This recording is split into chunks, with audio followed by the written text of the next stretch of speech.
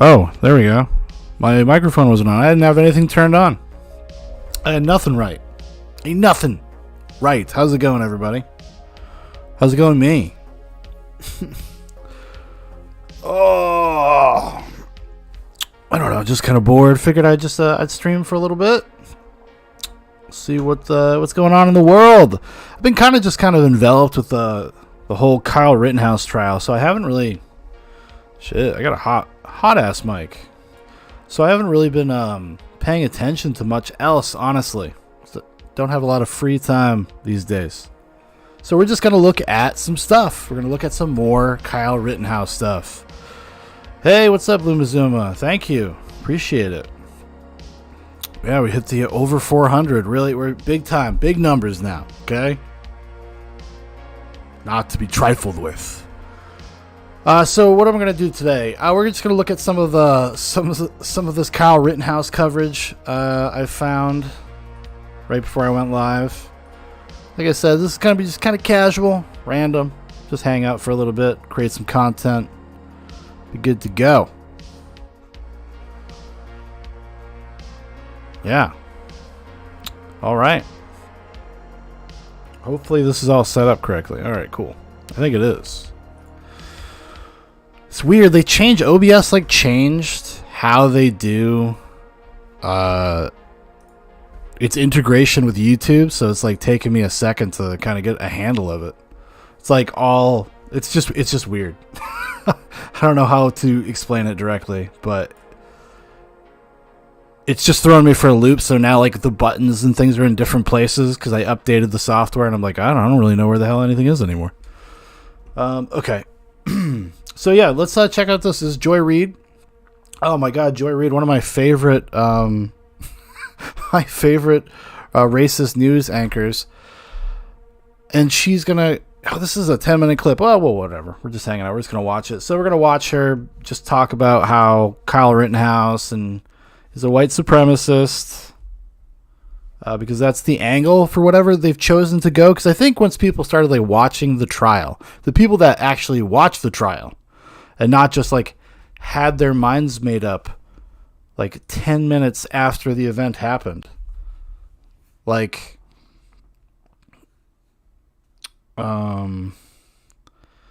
Anyways, yeah, 10 minutes before the event happened, they just kind of assumed he was guilty, and they assumed reasons and motivations and never moved from that. And never even looked as closely into it. The most shocking thing to me about a lot of the stuff with the trial was that how little of people actually knew about the details, because it was so public. I mean, the footage, cell phone footage and all the stuff from the very night that happened, there's almost a in real time timeline built of an entire hour of that night of what Kyle was doing and where he was, etc., etc. And people didn't even know that. Some people still thought that he shot black people, for instance. That would be one thing.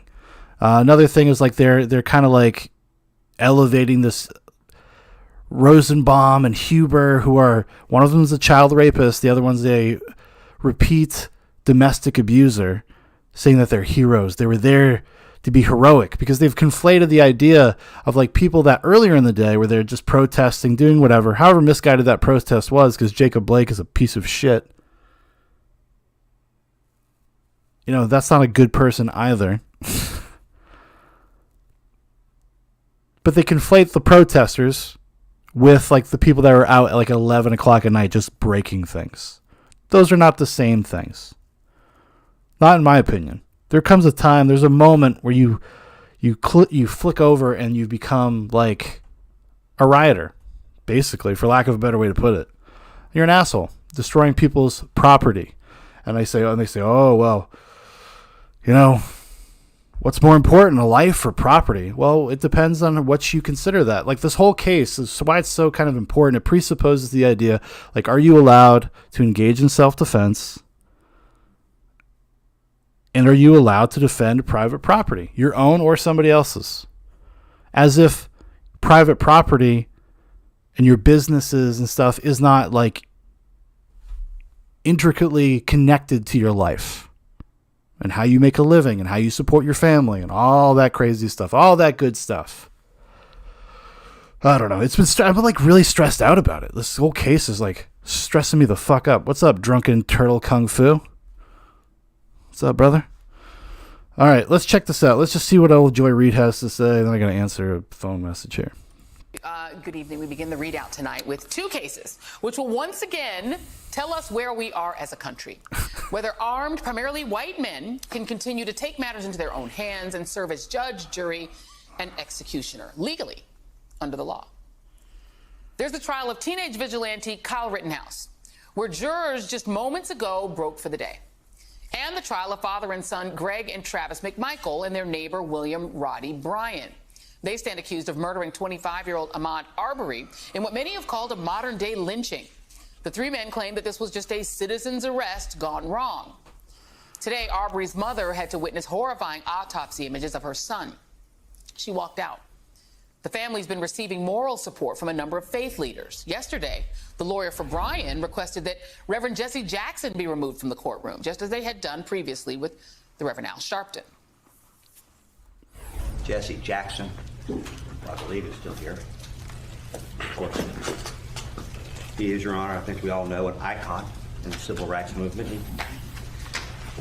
Not just a witness to it, he is the personification of it. And in other circumstances, I think everybody would be happy to have their picture taken, maybe get an autograph. But in the context of this trial, we object to his presence in the public gallery inside the courtroom. I guess the next question is, which pastor is next? Is Raphael Warnock going to be the next person appearing this afternoon? Oh, the mind reels. The judge denied the defense's request to remove the Reverend Jesse Jackson from the courtroom. Late this afternoon, the state rested its case against the... Well, I mean, I guess like their point there would be pretty kind of valid. Like Jesse Jackson is there to like be Jesse Jackson and kind of stir shit up. Like it's not in service of justice. It's not in service of finding the right verdict, right? Because he's there because he's like, just like a self-promoter. Jesse Jackson sucks. I don't know why people have like latched onto that guy still. Drunken Turtle Kung Fu says Jesse gave New York City a neat nickname a few years back that reflects his commitment to civil rights. The three men, now comes the defense's turn. Meanwhile, in Kenosha, Wisconsin, the jury in the Rittenhouse case had been deliberating since this morning. Rittenhouse shot and killed 36-year-old Joseph Rosenbaum and 26-year-old Anthony Huber. He also shot Gage Grosskreutz, nearly severing his right arm. Rittenhouse has pleaded not guilty, claiming self-defense. The prosecution argued that Rittenhouse was a chaos tourist who lied about what happened that night and provoked the initial interaction with Rosenbaum, which set in motion the chain of events that night in August of last year. Since then, Rittenhouse has become a right-wing hero. Mark and Patricia McCloskey, remember them? The St. Louis couple pardoned by Donald Trump when he was president. That is one thing that really sucks about the Rittenhouse case because it obfuscates like kind of its importance, and the point of it is that there are a lot of like political opportunists. A lot of people there, like some people maybe, I'm sure there's a lot of well-meaning people there, obviously. A lot of people that hate him too, but like people like this, these high-profile people, like what are you doing? It's kind of like in the same thing in the other case, like with Jesse Jackson being there. Like why? Like what are you doing? You're not in service, doing any service to this case, to this kid, to these people, to this community. It just makes it into a fucking circus. Look at the Chiron. Oh, you can't see it. Hold on. Let me move my stupid face. Gun-toting McCloskey show up to support Rittenhouse. Oh, isn't she great?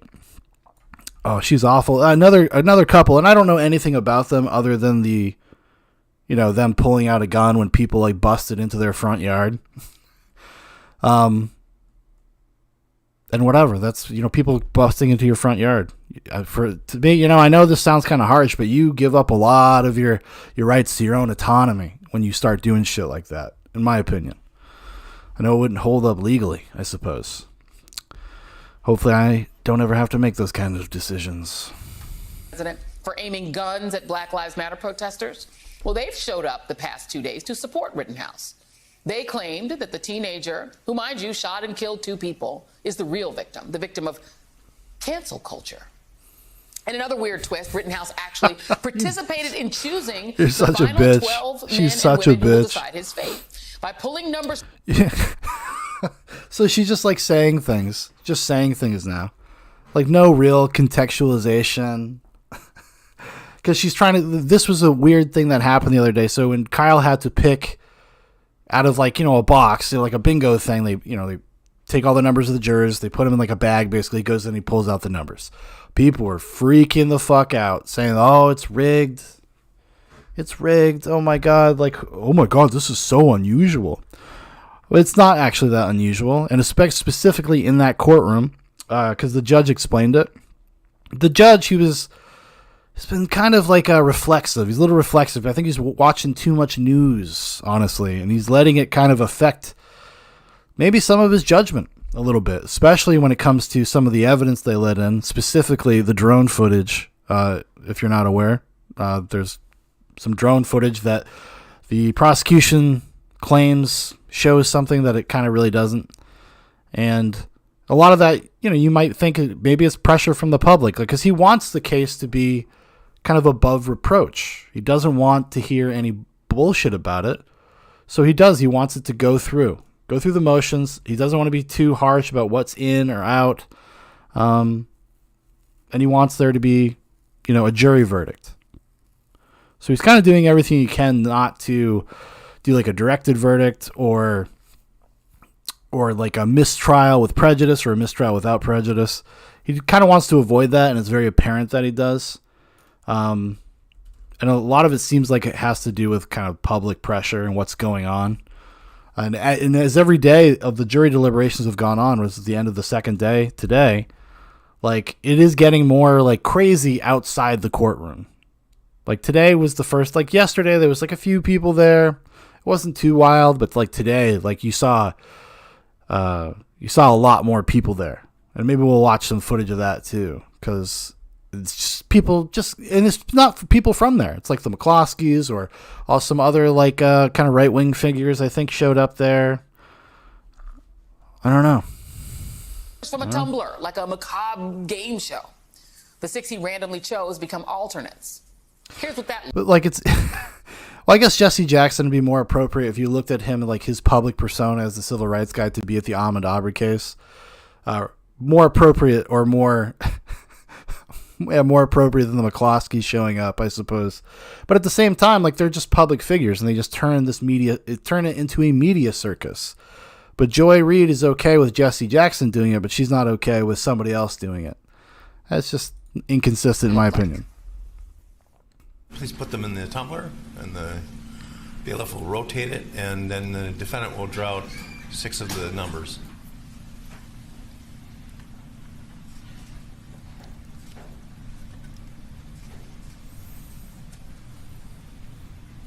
Members of the jury, it is for you to determine whether the defendant is guilty or not guilty of each of the offenses charged.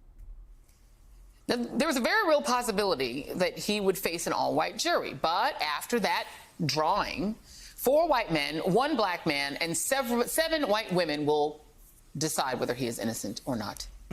Or whether he is guilty or not guilty. Joining us now from Kenosha, MSNBC correspondent Shaquille Brewster.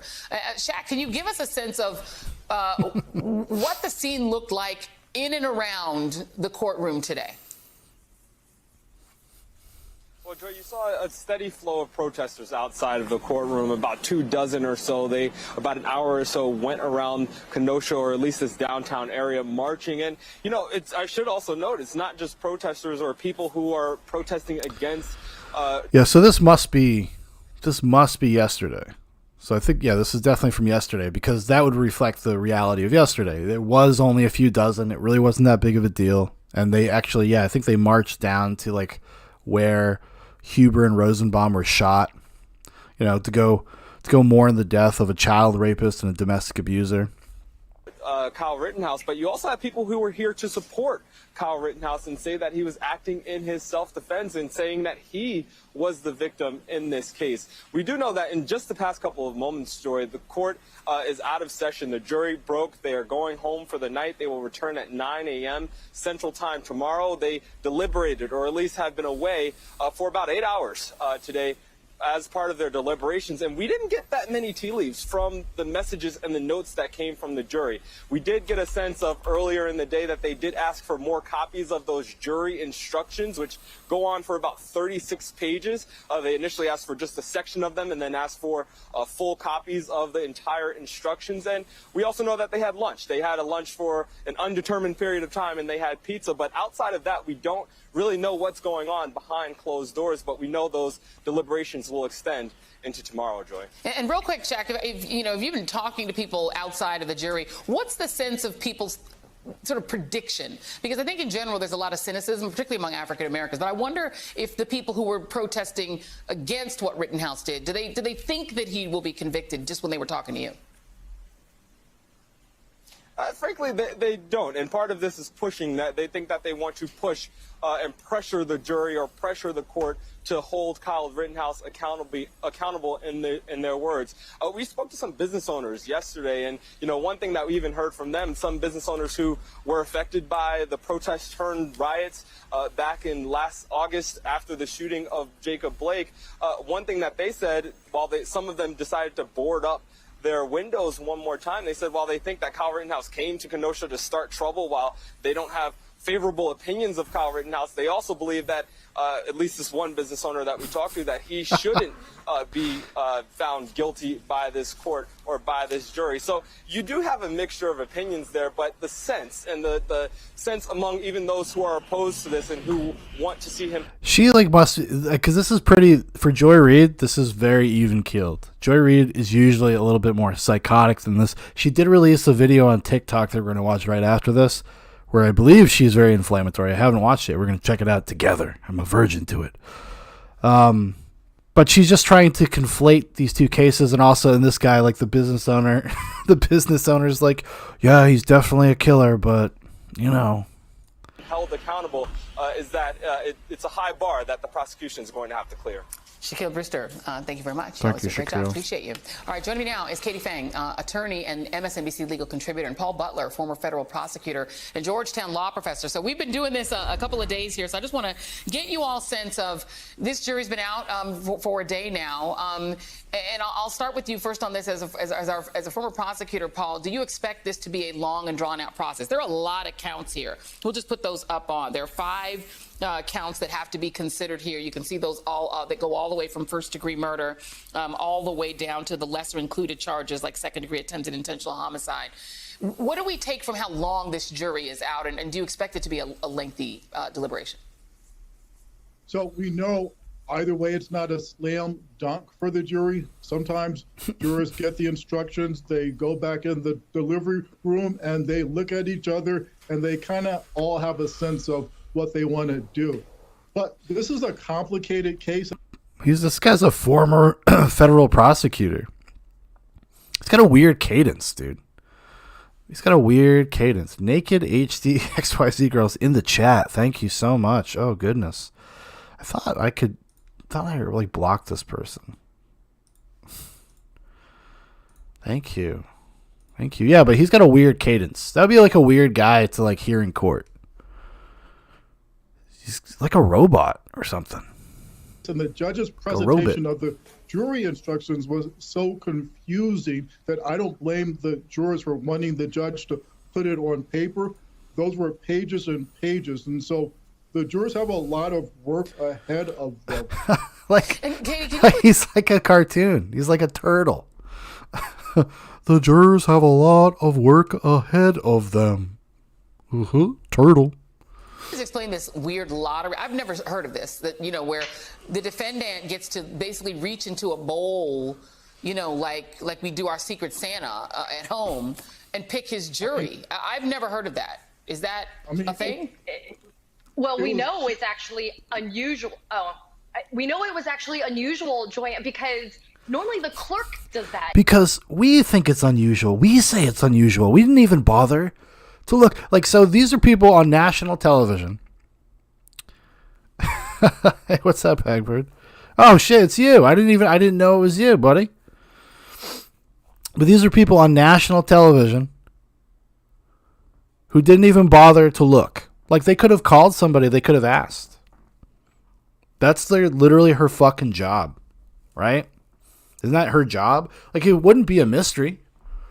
Why is this mysterious, and why can't you find out the information? Oh, that's because we'd have nothing to talk about today then. Or yesterday, rather. You don't let the defendant participate in this process. And from where I... Why not? What difference does it make? What possible difference does it make who pulls the names out of the bowl? Out of the turn, it's like a little turnstile box. What difference would it make? I wonder if any of them are going to say that. Oh, look at this. That's her O face. Oh. Guys like Office Space. Look at Turtle over here. He's not happy either.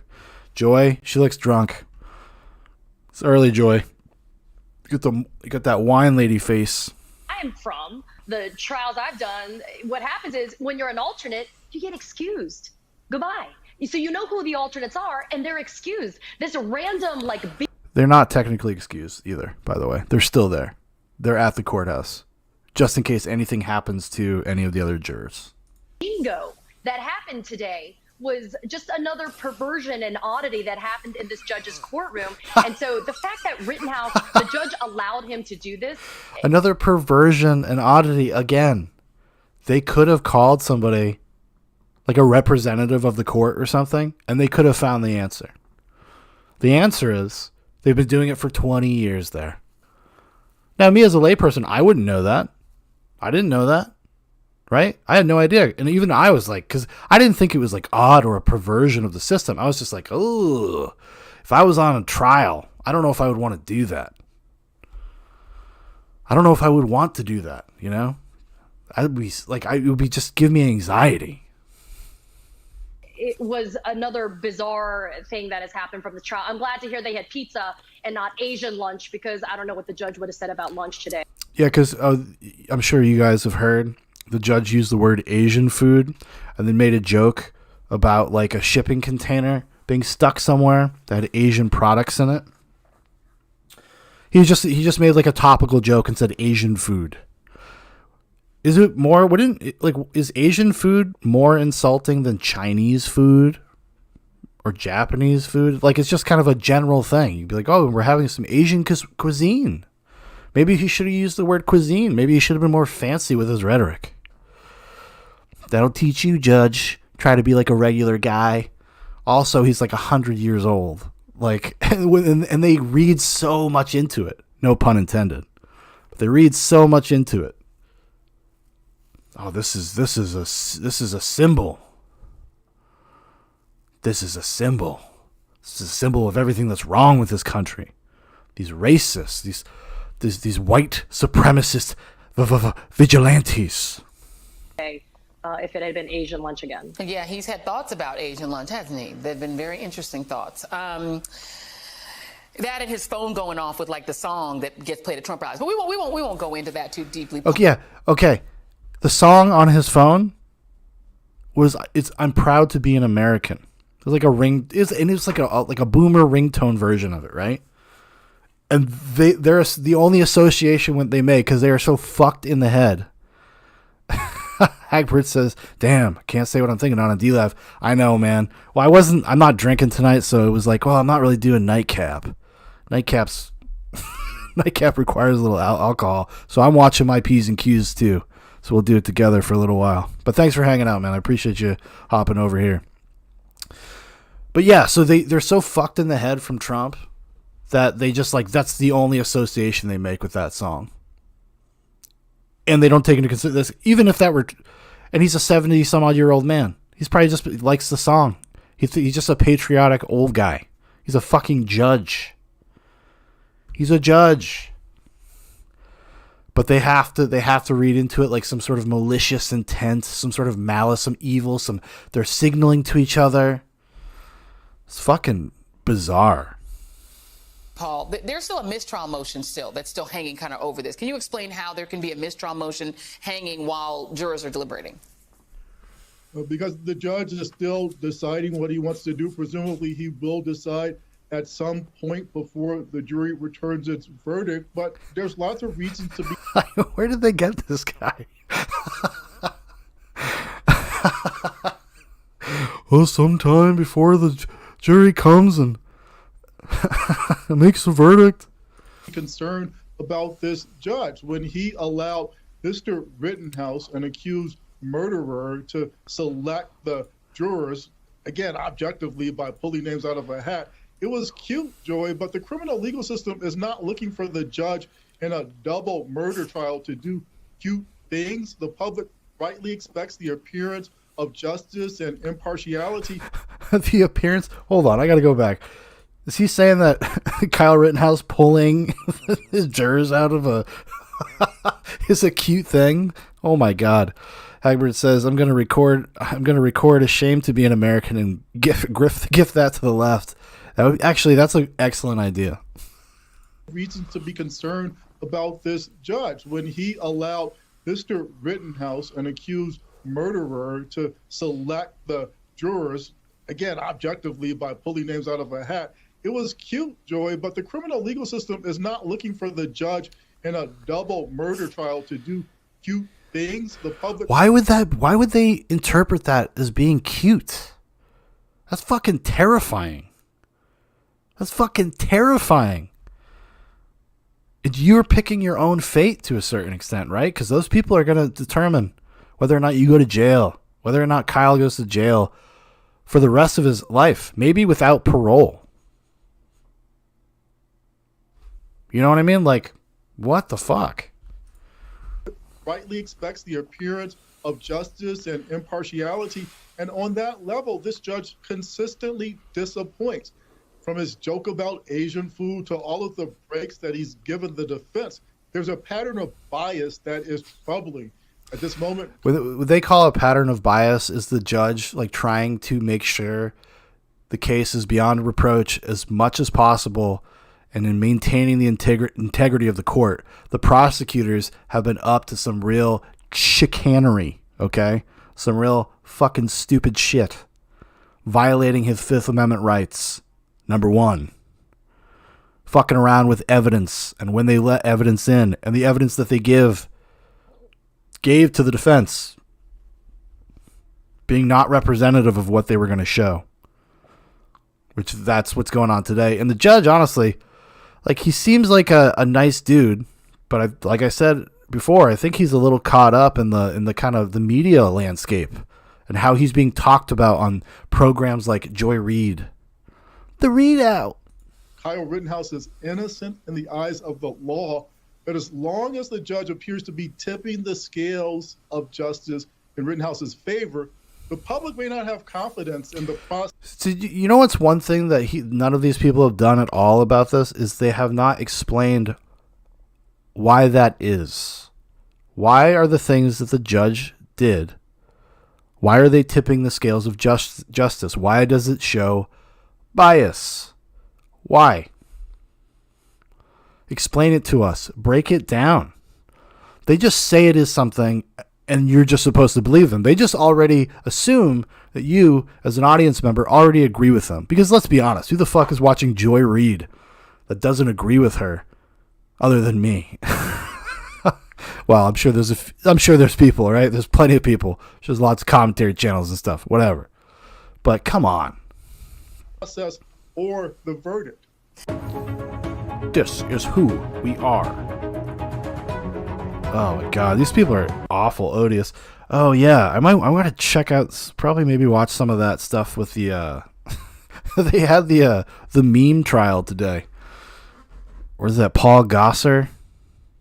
They stripped him of his some of his duties or something. We'll watch that a little later, maybe if I'm feeling up to it. All right, so we're gonna watch one more. Whoa, Joy Reid thing. This is her TikTok. I think this was today. I think it was either today or last night, maybe late last night. Because Joy, she's just at home spiraling, fucking drunk probably. She's about 2 bottles of Merlot in, hanging out with her cats. Kyle Rittenhouse trial. It reminded a lot of people of something, I just can't remember what it was. Oh, the Brett Kavanaugh hearings, in which Brett Kavanaugh, who had been accused by a high school friend of committing sexual abuse of her, cried his way through the hearings to make him a permanent member and Associate Justice of the United States. Oh, but her tears were real, though, guys. Like, she was above reproach, even though there's, like, not even any actual evidence they even knew each other or had ever met. But Blasey Ford, she's beyond reproach. Luma Zuma says, was Judge Ito, the Simpson trial, a good judge? You know, honestly, it's been so long since I've looked into that. The last, like, interaction I had with the OJ trial was that show, the American Crime Story. I don't think I have a very good perspective on the actions of Judge Ito. Like, I can't remember. From what it was pretty controversial, some of the things that he did, though, if I'm not mistaken. But like I said, it's been so long. I would not feel comfortable, like, really saying how I feel one way or the other about it. But, and I'm not even saying, like, whether that Blasey Ford person is telling the truth or lying. Like, it's kind of a dumb thing to conflate, like, Brett Kavanaugh and Kyle Rittenhouse because they got emotional. You know, it's suddenly these people, the empathy people, the people that constantly go on about toxic masculinity and stuff, as soon as somebody shows any type of vulnerability, somebody that they don't like, their morals, their principles, they just fucking disappear. They just disappear. They can say and do whatever the fuck they want to you if they don't like you politically or whatever. It's really heinous. Like, this person, you know, and I hate to use this term, but, like, Joy Reid's, like, evil. She's a bad person. At the end of the day, like, just a bad person. I don't get it. Because, like, what is the personal gain you're getting here other than just, like, team sports? How is this going to affect or change Joy Reid's life at all? What happens in this case? But I guess this is her grift. This is her thing, you know, and she's just going to lean into it. Supreme Court. And his tears turned out to be more powerful than the tears of Christine Blasey Ford, which were the tears of an alleged victim. His tears were more powerful. No, I think, you know, part of it was, Joy, it might be because there was, like, no case. They never brought forth a case. It was basically hearsay. It's basically just somebody making a statement that they could not substantiate at all. I have no idea whether it's true or not. I have no fucking clue. And nobody else does either, based on what was presented. Nobody. It just becomes a political football. Also, she won't get into that, you know, Blasey Ford is, you know, a very politically activated person that works at a very politically activated college. Luma Zuma says she's taking a paycheck, same as Carlson. Yeah, I wouldn't disagree with you at all. Carlson, I'm sure, I don't really watch Tucker Carlson. I watch, like, a clip here and there, you know, when I see it on Twitter or whatever, but I'm not, like, somebody that watches them. So I couldn't really tell you really what most of the things he talks about, because I don't know, because I'm not, like, a Tucker Carlson fan, you know. I joke about it. It's like a meme. Honestly, if you ever hear me saying can't cuck the tuck or something, I'm memeing. I'm just kind of joking around. But I wouldn't disagree with you. Everybody's got kind of in this media space where these people exist, everybody's got a grift. Everybody's got an angle. But in America, there's a thing about both white vigilantism and white. Also, calling Kyle Rittenhouse over and repeatedly trying to instill this idea that he was a vigilante into people's minds is really fucking weird to me. And this seems like I know it kind of came up maybe like when it first happened, but it's really come back recently since the trial started. I think partially because of the attention that the trials brought, but also because there isn't really evidence of him being that way. Like, the prosecution's case was bad. It just kind of fell apart over and over and over again. It just fell apart. And, you know, in my opinion, like, if I were to say, like, what is my understanding of what does it mean to be a vigilante? So you're there to hunt criminals. You're hunting them. It's like a proactive thing, not just like defending property and then engaging in self-defense when somebody tries to attack you and tries to take your weapon from you. Luma Zuma says, is that her real hair? Maybe. I don't know. She's got all sorts of crazy hairstyles. I don't know. It's very Karen. She's got Karen hair. White tears, particularly male white tears. Particularly male white tears. Particularly male white tears. People get upset when they see teenagers cry. Really white tears in general, because that's what Karens are, right? They Karen out, and then as soon as they get caught, it's like Green Waterworks. She's a fucking Karen, dude. She lacks self-awareness. That's all. She lacks Joy. Come here. You lack self-awareness, Joy. It's one of the things that I can't stand about a lot of punditry, like a lot of in the political space, is like, if you just don't get your way, then something was wrong, and you start freaking out, and the justice system is corrupt, and blah blah blah blah blah, and it's unhealthy. It's unhealthy because it's like they won't accept reality. It's just like everything has to cater to how their feelings rather than reality. Hagbard says, I was hacked. Oh, yeah, I know. Yeah, I wonder how that FBI investigation is going. Every once in a while when I see Joy on Twitter, I ask her, I say, Miss Reed. Miss Reed, I really love your program, and I was just wondering if you've gotten any updates on that FBI investigation into your hacked blogs, that when they tried to paint you as a homophobic bigot. Oh, I mean, and the thing about Joy Reid is, like, she would not offer that same kind of forgiveness that she wants to be offered. She would not offer that to another person, especially a white crying person, apparently. But she wouldn't offer that. She wouldn't. Just disgusting. White men can get away with that too. And it has the same effect. Even as the right tries to politicize the idea that masculinity is being robbed from American men by multiculturalism and wokeism, they still want to be able to have their tears. So my friend Jahan Jones.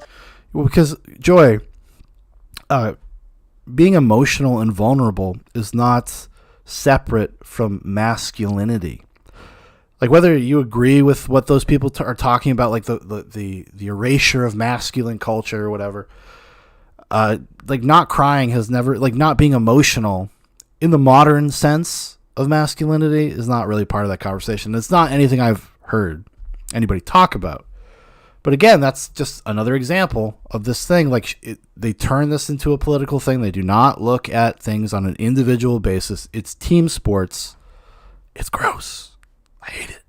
Who writes the brilliant The Readout blog. Wrote a great piece about this. And if you want to read it, it's just yeah, go to my blog, go to the Readout blog. Don't check out anything in 2011 or before 2011. God hates gays. Lumazuma asks, when's the last time she bought groceries for herself? Oh, that's a great thing. When you see all of these people, the self-appointed intelligentsia of the country, telling you not to worry about it because your groceries are, like, you got to pay $150 more a month. Oh, these are just right-wing conspiracies. This is just these are metropolitan concerns. Oh, gas? Well, maybe stop driving so much. Because they all live in cities and shit like that. They have no idea what it's like to be a regular person anymore. Like a regular average American anymore. And maybe they did at one point, but maybe Joy did at one point, but she has completely lost touch. But she made this little TikTok video to just be inflammatory. There's nothing of substance here. There's nothing really even interesting that she says. She doesn't back anything up. It's just kind of these vague assertions. you're going to be able to read it right here. Oh, thank God. Thank God that's over. God, I can't stand Joy Reid. I really do, honestly, I don't tend to categorize people like evil or good or whatever, people that I don't know anyways. Because I think everybody thinks that they're the good guy. Everybody kind of conceptualizes themselves as the hero in their own lives and whatever. But I'm starting to, the older I get, maybe it's just I'm getting older and I'm just becoming like a boomer. I'm just like, nah, dude. Some people are just bad. Some people just suck. All right, this next thing we're going to talk about is, I think, what is this show called? I don't even know what it's called. It's called The Real Daytime. I think it's called The Real. Hashtag girl chat. Kyle Rittenhouse's trial magnifies the real problem in America. Racism. That became the talking point when they saw the trial was not going the way they all wanted it to go. They just pivoted to this idea that, like, oh, this is about racism. And suddenly everybody was asking questions like, oh, well, if Kyle was black, they would have just killed him. The police would have killed him. He would have just been shot.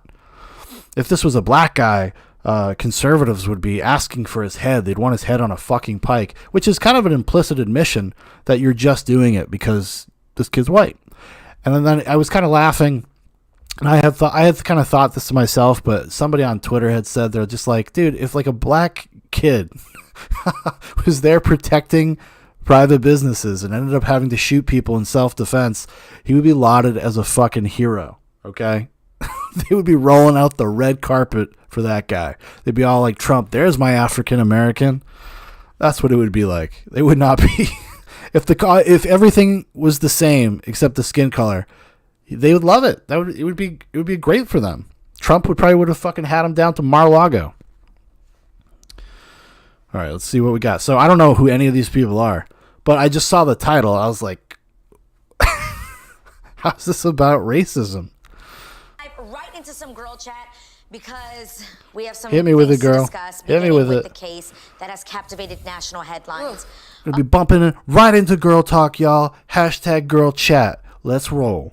According to CNN, that's why Lonnie was looking like that, okay? She's got some serious things to discuss. She's got According some shit to say. Jury deliberations have started in the trial of Kyle Rittenhouse, the 18-year-old from Illinois who faces homicide charges after killing 2 people and wounding another at a protest last year. Check out this video. It's just like, I don't know. Is that much makeup like attractive?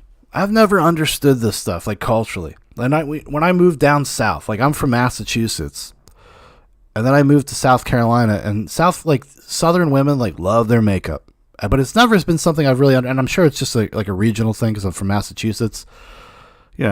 Massachusetts girls just not really into makeup to this extent. I mean, that's like a massive layer of foundation she's got going on there, painted on eyebrows. Like she looks like she's shiny. Very odd. Of Kyle about a week ago, crying as he testifies. Oh, Lord. Kyle, who was underage at the time, claims he acted in self-defense, while the prosecution alleges he contributed to the dangerous situation and had opportunities to flee before using fatal force. Ladies, what's your take on this whole situation? There's so many updates coming in. I can't wait. I cannot wait to hear what their opinion is. I really can't. Yeah, it's a lot of updates happening. For me, I think that it's about the ideology, and that's what we should be concerned with as a country. Because if this child gets off, which it looks like because of the things that's happening that he will probably get off, it really does I wonder what their opinion is. Terrible. And I like not only she referred to him as a child, and the other girl's like, fuck that kid. With protests. What we want in this country and what we are allowed are peaceful protests. Yes. See, here we go. Here's the conflation. They're acting like this happened at 2:00 in the afternoon. And not after 2 nights of sustained terror. Some people lost everything they had. There's a picture from Kenosha. It's the most ironic thing ever. It's like a bunch of burning cars and a burning building, and there's one of those signs, and it's where you put a message up with those plastic letters and stuff, and it says Black Lives Matter. It's just the perfect encapsulation of the moments that we're in right now. But that's what was going on. They remove all the context. They want to talk about, the people should be allowed to. Yeah, of course you should. I am a very hardcore First Amendment person. I think your right to freedom of speech and your right to protest is one of the most sacred rights that Americans have. It's one of the things that allows all of our other rights to kind of exist because we're able to articulate them, we're able to talk about them because we have the First Amendment. And they want to conflate that with what was going on at 11 o'clock at night in Kenosha, where people are setting dumpsters on fire, trying to ram them into gas tanks. And a kid with a fire extinguisher that was putting out fires. He actually had to put down the fire extinguisher he had in his hand because somebody was chasing him. That's what we want. It's our right. If we don't agree with everything, fine. Let's have a protest. Let's have a peaceful protest. But we need to punish people that think that they can cross state lines, have an Look at this. He can cross state lines. He did not cross state lines with an AR-15, and he lives about 20 minutes away, and he has a whole bunch of family there. His best friend lives there. He works there. He was scrubbing graffiti off of walls earlier that day. AR-15 and shoot people. That is the bottom line for me. That I don't care if he's talking about self-defense. Your intent was to come. When you have an AR-15, you know how dangerous that At 17 AR-15 years old. At 17 years old, and also I wonder what about the guy Gage Groschwitz, whatever the fucking guy's name. What about him? He had an illegal firearm. He did not have a concealed carry permit because of pending charges. And he was there with a gun, and he came from about 50 miles away. You guys okay with that? Fucking teenager. Oh, he brought an AR-15 to kill people, to harm people. Do you know what that means? Do you know how dangerous that is? You know how many other people had guns that night that were brandishing firearms? You know, I'm of the opinion, I don't think he should have been there because he's 17. I don't think 17-year-old kids should be walking around with AR-15s guarding gas stations. I don't. Although, Hagbert says he was in the States, so it's okay. Well, it wasn't illegal. They actually dropped the charges. They would have dropped the charges before these people talked about it, but they're fucking assholes. Like, why bother get the real scoop? Yeah, because it's Wisconsin. It's like a provision basically for farmer kids. If you have a long barrel rifle, like, and you're under 18, you're allowed to carry it. But I don't love that a 17-year-old kid was doing that. But at the same time, like, if you look at his behavior, he was actually pretty on the level and being helpful and blah, blah, blah. But then, what are you supposed to do as a community if the police and the governor and everybody involved in government are basically like, hey, hands off. You just got to let these people just fucking destroy everything. Stand down, officers. Yeah, just hang out in the periphery and just push people around the city while they're smashing shit. Why weren't they just arresting people left and right that night? It was a night of fucking lawlessness. And they want to act like this was just some sort of kumbaya moment. All of the violent behavior of everybody around Kyle was permissible, but a kid ends up having to defend himself because of a fucking psychotic person who had just gotten out of a mental institution that morning for suicide, who had just got a restraining order from his girlfriend for beating her up. These are not good fucking people, man. I can't stand this. Like, the false equivalency is awful. It's one of the worst fucking parts about this story. Because, like, you could sit there and have a real debate about this stuff, but when you don't even have, like, the objective facts correct, what the fuck? This is like, some people have been using this term, and I kind of agree with it. Stochastic terrorism. They sow misinformation about a very contentious thing going on right now that nobody really seems to have a straight idea about. Nobody just has the story straight in their heads, and they just stoke the flames of discontent. And unfortunately, it's going to be the people in Kenosha that suffer, not these assholes sitting on these fucking ugly-looking designer chairs. This looks like Atlanta.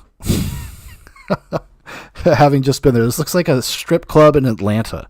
This would be the lounge. Maybe this is the strippers. They're hanging out in the back before they have to go to work. his mother drove him there. Yes. And it's not like she didn't know. His mother did not drive him. That's also not true. He stayed at his friend's house the night before. His mother did not drive him. In fact, it was part of the case because he was driving without a license. Just didn't get caught. He had a weapon. You can't hide that weapon under your Is she shirt. being charged as well? No. I wonder why not. Why not? She took a minor knowing that he had a rifle with him. An unregistered assault rifle. Yes, exactly. Why is she not being charged? Well, hopefully that it doesn't feel like it's going to be a fair trial. Man, these strippers they're out of control. They really have no idea what they're talking about. Too much of that fucking Hypnotic. You know what Hypnotic is? That's stripper juice. Stripper booze. No, it's The not. fact that the jury is not sequestered, they can leave and find out all kinds of information. Yep. The fact that Yeah, that doesn't help Kyle that the jury's not sequestered. You know, I don't believe him when he was crying. If you really look at the tape, he's looking over to see if the jury's looking at him. It just felt a little. This is a lying cunt. This is a lying bitch. Somebody took a freeze frame as he's like going like this, as he's having a panic attack. And actually, I should look up. There's CCTV footage of Kyle having a panic attack, very similar to that when he went to the police, when he turned himself in.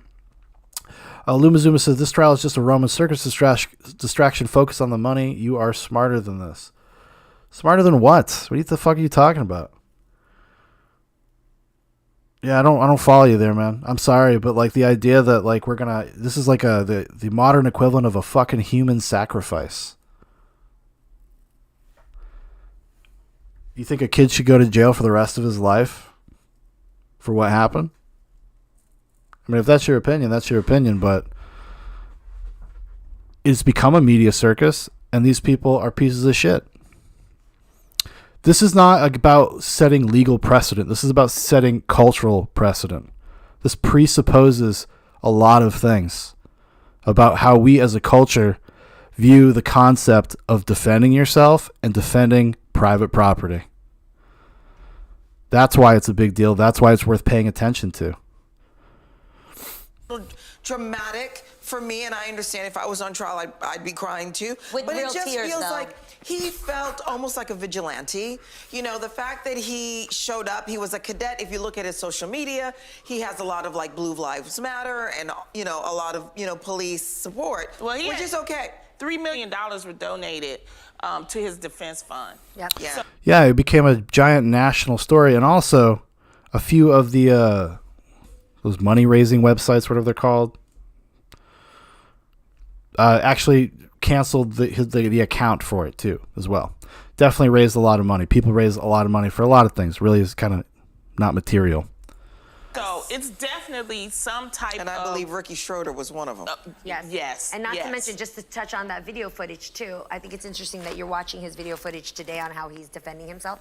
But when you watch the video footage of him marching through those streets, carrying that rifle, He was strong. looking like a one-man army looking to take down people. Yeah. That is not the face of somebody who's remorseful and had to defend themselves. Exactly. Like this is like they have no idea what they're talking about. Like this is what I'm talking about. Like this is not like this is wrong. This is wrong to do this to a human being, to another person, let alone a fucking teenager. Like it's heinous, man. I don't agree with it. Guys, let's just keep it real. Things are handled differently in When this country you're when you're white. white. And I Kyle Rittenhouse is white passing, but he's actually mixed race. And this is just the realities, and we have to have these conversations because this is the reality of what we are facing. Because they think he's going to get acquitted. They probably think he's going to get acquitted. I don't know. It seems like it's very up in the air to me right now. That's the jury taking as long as it is. But so now this is the new talking point, is that this is racism, and if this was a black kid, he'd be dead, or he wouldn't have this kind of public support.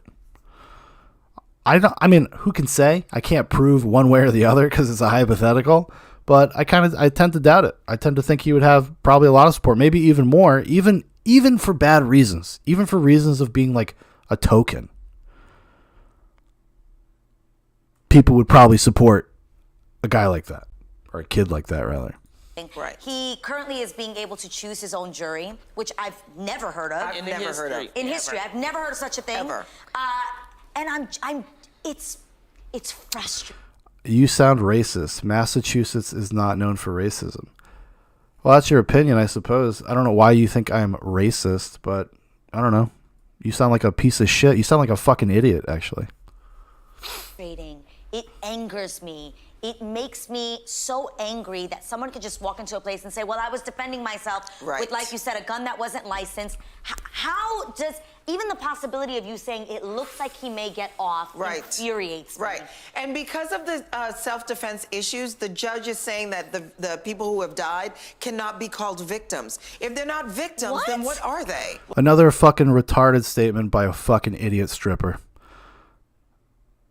She, you don't call them victims because the trial is literally there to determine whether or not they were victims. That's why it's not appropriate. This is not rocket science. And they know this. This is willful ignorance. Well, he says they could be insane. called looters or rioters if they're talking about the situation. Yeah, and of course they're saying that race can't come into this situation. People are saying because the victims were white. Well, they were white people that were allies to the Black Lives Matter movement. Right. Actually, no, they weren't. They weren't. Why? What are you talking? How do you know that? Do they know that? Do they know they were allies to the legitimate protests happening during the daytime? Do they know that? No, they don't. Joseph Rosenbaum had been let out of a mental institution that day. He's a child rapist. And that does make a difference. And in my opinion, it's not that it's a race issue there, quote unquote, but people are actually, I think it's a bigger issue of how he's being treated. Yes. He's It really being is treated based on his But race. it's about politics. You guys out there, everybody think that Kyle Rittenhouse is being treated fairly by the media? But because he was able to raise money, some people think he's innocent. Like, I don't know, any fucking trial in this country. You think that means like people have been treating him nicely? They haven't been just trying to destroy a kid? And ideology. Yeah. And if you just, like I said, scrape it down to the bare basics, it's about the fact that we should be able to peacefully protest. If this guy gets off, which it looks like it is, then people will go around shooting people in the streets, and that is my fear.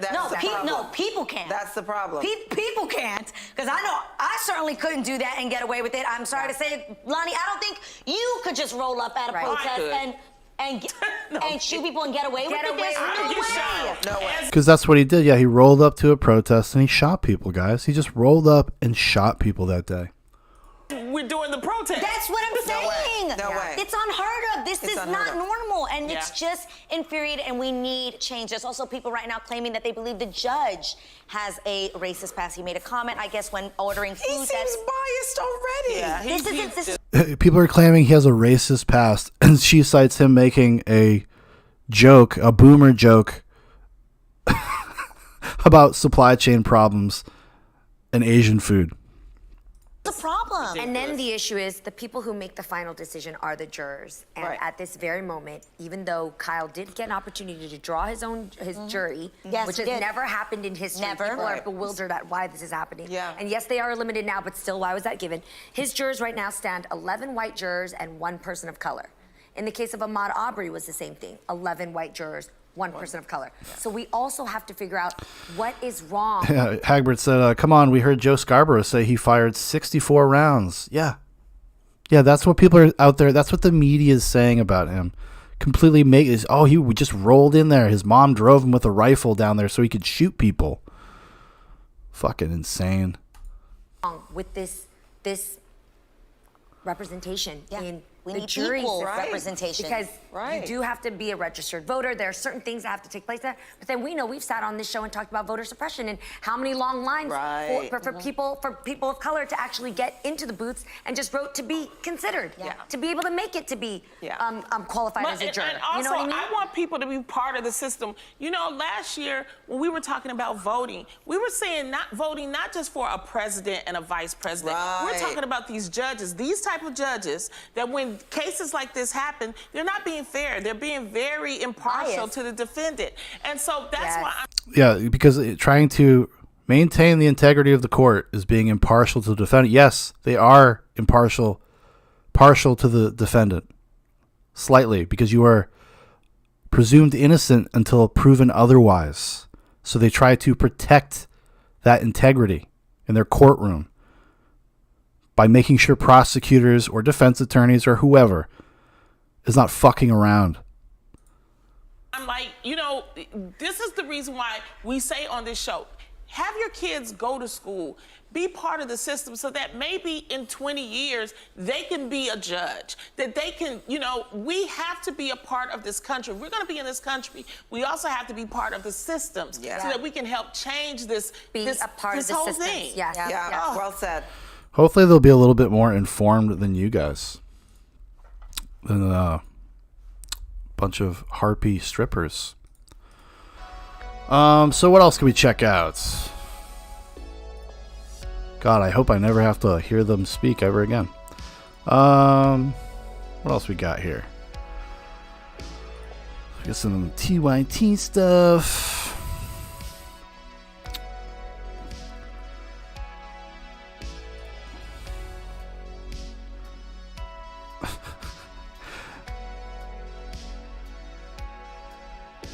They're really burying the TYT stuff. Let me see here. Okay. Rittenhouse trial. Key gun charge. Dismissed. Let's see what old Cenk Uygur has to say. Closing argument. Because Anna Kasparian actually had, or I don't know if she had to, but she apologized for spreading misinformation about this case for the past year. I have a feeling somebody's lawyer probably contacted her. And she had to admit that she had never actually watched the entire tape. You know, she teaches journalism. It's really great. Documents for the Kyle Rittenhouse trial took place today. We're going to get to some video of a portion of the closing argument coming from the defense in just a moment. But it's worth talking about some of the updates leading up to the closing arguments, including the fact that the judge in this case, Judge Schroeder, has decided. Luma Zuma, Michael Flynn on One Religion. I don't even know what you're talking about. To dismiss the one charge that Kyle Rittenhouse because I don't pay attention to like fucking fringe weirdo people.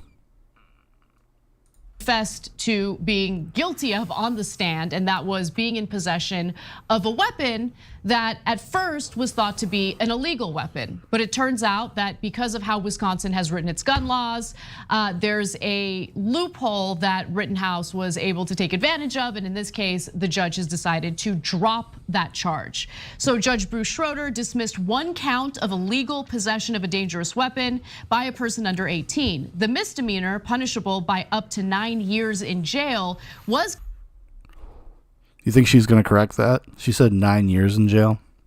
It's 9 months in jail. More of that classic TYT quality. Considered one of the stronger counts against Rittenhouse. No one disputes he was 17 last year when he walked the streets of Kenosha armed with an AR-15 style weapon. Now, the defense in this case successfully argued that it was actually legal for Rittenhouse to be in possession. Luma, I don't care. I don't care about Michael Flynn, a Trump appointee. Yeah, and he went to jail, and then didn't Trump pardon him? Maybe I don't even remember. Of that gun, of that rifle, because it was actually a weapon that was longer. The barrel was longer than 16 inches. The judge cited an exception within the law dealing with the age of the defendant, the length of the barrel, and hunting for dismissing that count. Now, I want to be clear that during his testimony, Kyle Rittenhouse was specifically asked whether he purchased that weapon for hunting, and he said no. He said that he bought it for protection and also because he thought it looked cool, okay? But nonetheless, the law in Wisconsin is written in such a way that the judge was willing and able to drop this charge. For the statute to apply, the defendant had to also violate a hunting regulation that only applied to people under 16 years old. So he had it legally. That's what they're saying. He had it legally. It's not really a loophole if you just didn't break the law. Discovered what was essentially an error in the legislation, that Kyle Rittenhouse cannot violate a law that only applies to someone under 16. So there was a moment where the judge addressed this. I want to just quickly go to that video and then open it up for discussion. If the barrel length is less than 16 inches, or an overall length less than 26 inches, then I'll deny the motion. If it does not meet those specifications, then this defense motion will be granted. Yeah, you know how I got dropped? The defense team brought a fucking tape measure, which honestly is a good thing they didn't get to use it because that's not how you measure a barrel. But, as soon as they brought out a tape measure and we're going to go over to the gun, the prosecution said, okay, fine, we'll drop it. We are not disputing that the barrel length is appropriate. Isn't legal? It is not a short-barreled shotgun or a short-barreled rifle, yes. Either by barrel or by overall length? Correct. All right, and then count 6 is dismissed. So that charge has been dismissed. There was a previous charge regarding the curfew. The judge had also dismissed that charge as well. So now really the only issue for Kyle Rittenhouse is whether or not the jury finds him guilty of intentional manslaughter or reckless unintentional manslaughter in one of the shootings. So we'll see how it plays out, but the evidence did show that he had a reasonable belief that he was under an imminent threat, which is why he used his weapon. I think it's going to be incredibly difficult for the jury to deliberate and decide that he did not use the weapon in self-defense, but we'll see how it plays out. And this is after a year of Anna shrieking that he's a white supremacist murderer. I'm very curious what Cenk is going to do, because Cenk also has been doing that as well. Yeah, it's called a loophole, all right? So they found something in the law that says, oh yeah, well, they meant for it to apply for this, but they wrote it in a way where it doesn't. And so of course the right wing will take this and go, that's it, we're justified, bring weapons to every protest. No, it depends on the... That's not what they were there for. They weren't at the protest, the people with the rifles. They weren't at the protest, okay? They were stopping people from setting cars on fire at a used car lot. The state and how they wrote the damn law. In this case, Wisconsin wrote it poorly. It was supposed to apply for hunting when you're going with your family. That's what it appears. And in this case, he was not going hunting with his family unless they were going to hunt black people and left-wingers and kill them, which is kind of what it turned out to be. So he'll win on a technicality on this. You mean the brown buffaloes, Hagbard? Cenk is going to talk about his tender love for the equine. Oh no, the horse, having sex with a horse. Yeah. But did he buy a gun when he was too young? Yes. Was he going to use it for hunting? No. He didn't buy it. He didn't buy it. His friend of age bought it, his best friend. They kept it at his best friend's stepfather's house in a safe for when Kyle was 18 and they were going to give it to him. So by all accounts, if they'd written the law right, he would have been guilty of that. So I'm not saying put him in jail for it. It is what it is. They wrote the law wrong, right? And we believe in applying the law as it is. Yeah, definitely. A lawyer definitely talked to them. Because this is like, even just from a few weeks ago, this is way tampered down. Because I do occasionally I'll watch TYT. I like to try to get as broad of a spectrum of people as possible. The things they talk about, especially with cases or whatever news story that I am interested in. Try to get as many different perspectives as possible. So I watch TYT occasionally, and they have been wildly out of line with how they were talking about this for a long time. I'm curious if it's ever going to come back and haunt them, because if that kid gets acquitted, he's probably going to have some, I guess it's like technically libel, slander, although those things are hard to prove. Okay, but it's nothing to celebrate if you're a right winger. Like, yes, loophole, right? And are you kidding me? Of course they're going to celebrate. Of course, they don't want any gun laws, so it's actually perfect for them. No, but I mean, obviously there's a flaw in the way the law was written. So, if there's another issue, if there are protests, and it see, that's just the thing. It's just like, oh, we don't like this law, so there's a flaw in the way it's written because we don't like it. Results in the kind of violence that we saw in Kenosha, Wisconsin. I am concerned about that. Now, I mean, I've been on the record about gun laws. I think we should have gun legislation, gun regulations that make sense. In this case, it doesn't make sense. I mean, he just clearly stated on the stand that he did not buy the weapon for hunting purposes, and he was 17 years old at the time. But again, that loophole is there, and the defense did what the defense is supposed to do, take advantage of the fact that loophole exists. Yeah, look, guys, the rubber's gonna hit the road, and I hope it never happens, but we're headed in that direction. When finally, at some point, the left wing goes, all right, we're bringing weapons to protest too. As if that doesn't already happen and wasn't already happening that night. If you want to divvy up that crowd, if you want to suggest that like, well, everybody that Kyle Rittenhouse was, they were right wingers, and then everybody else were left wingers, plenty of people had guns. There is in video footage all over the place, people walking around with pistols. Lima Zuma says, David Pakman is okay. It depends. For me, it really depends on what David Pakman is talking about. Honestly, he seems very out of touch. Okay, and it partly started happening here. And by the way, that's part of the reason why we had the violence, right? So there was other people in the crowd with guns. And so now everybody's got guns, and the right wing, every time they win, whether it's on a loophole or anything else, they think, yes, we get to kill left wingers. We get to kill them. We bring them the guns in and then go, oh my God, somebody threw a plastic bag at me. I must murder them. Oh, look, there's a guy with a skateboard. See, like how disingenuous is he framing all of this shit?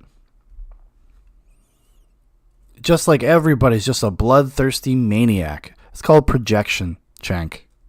He hit me with a skateboard. I will now murder him. Yeah, if somebody fucking hits you in the back of the head full on, tries to hit you in the back of the head with a skateboard, they're trying to really hurt you.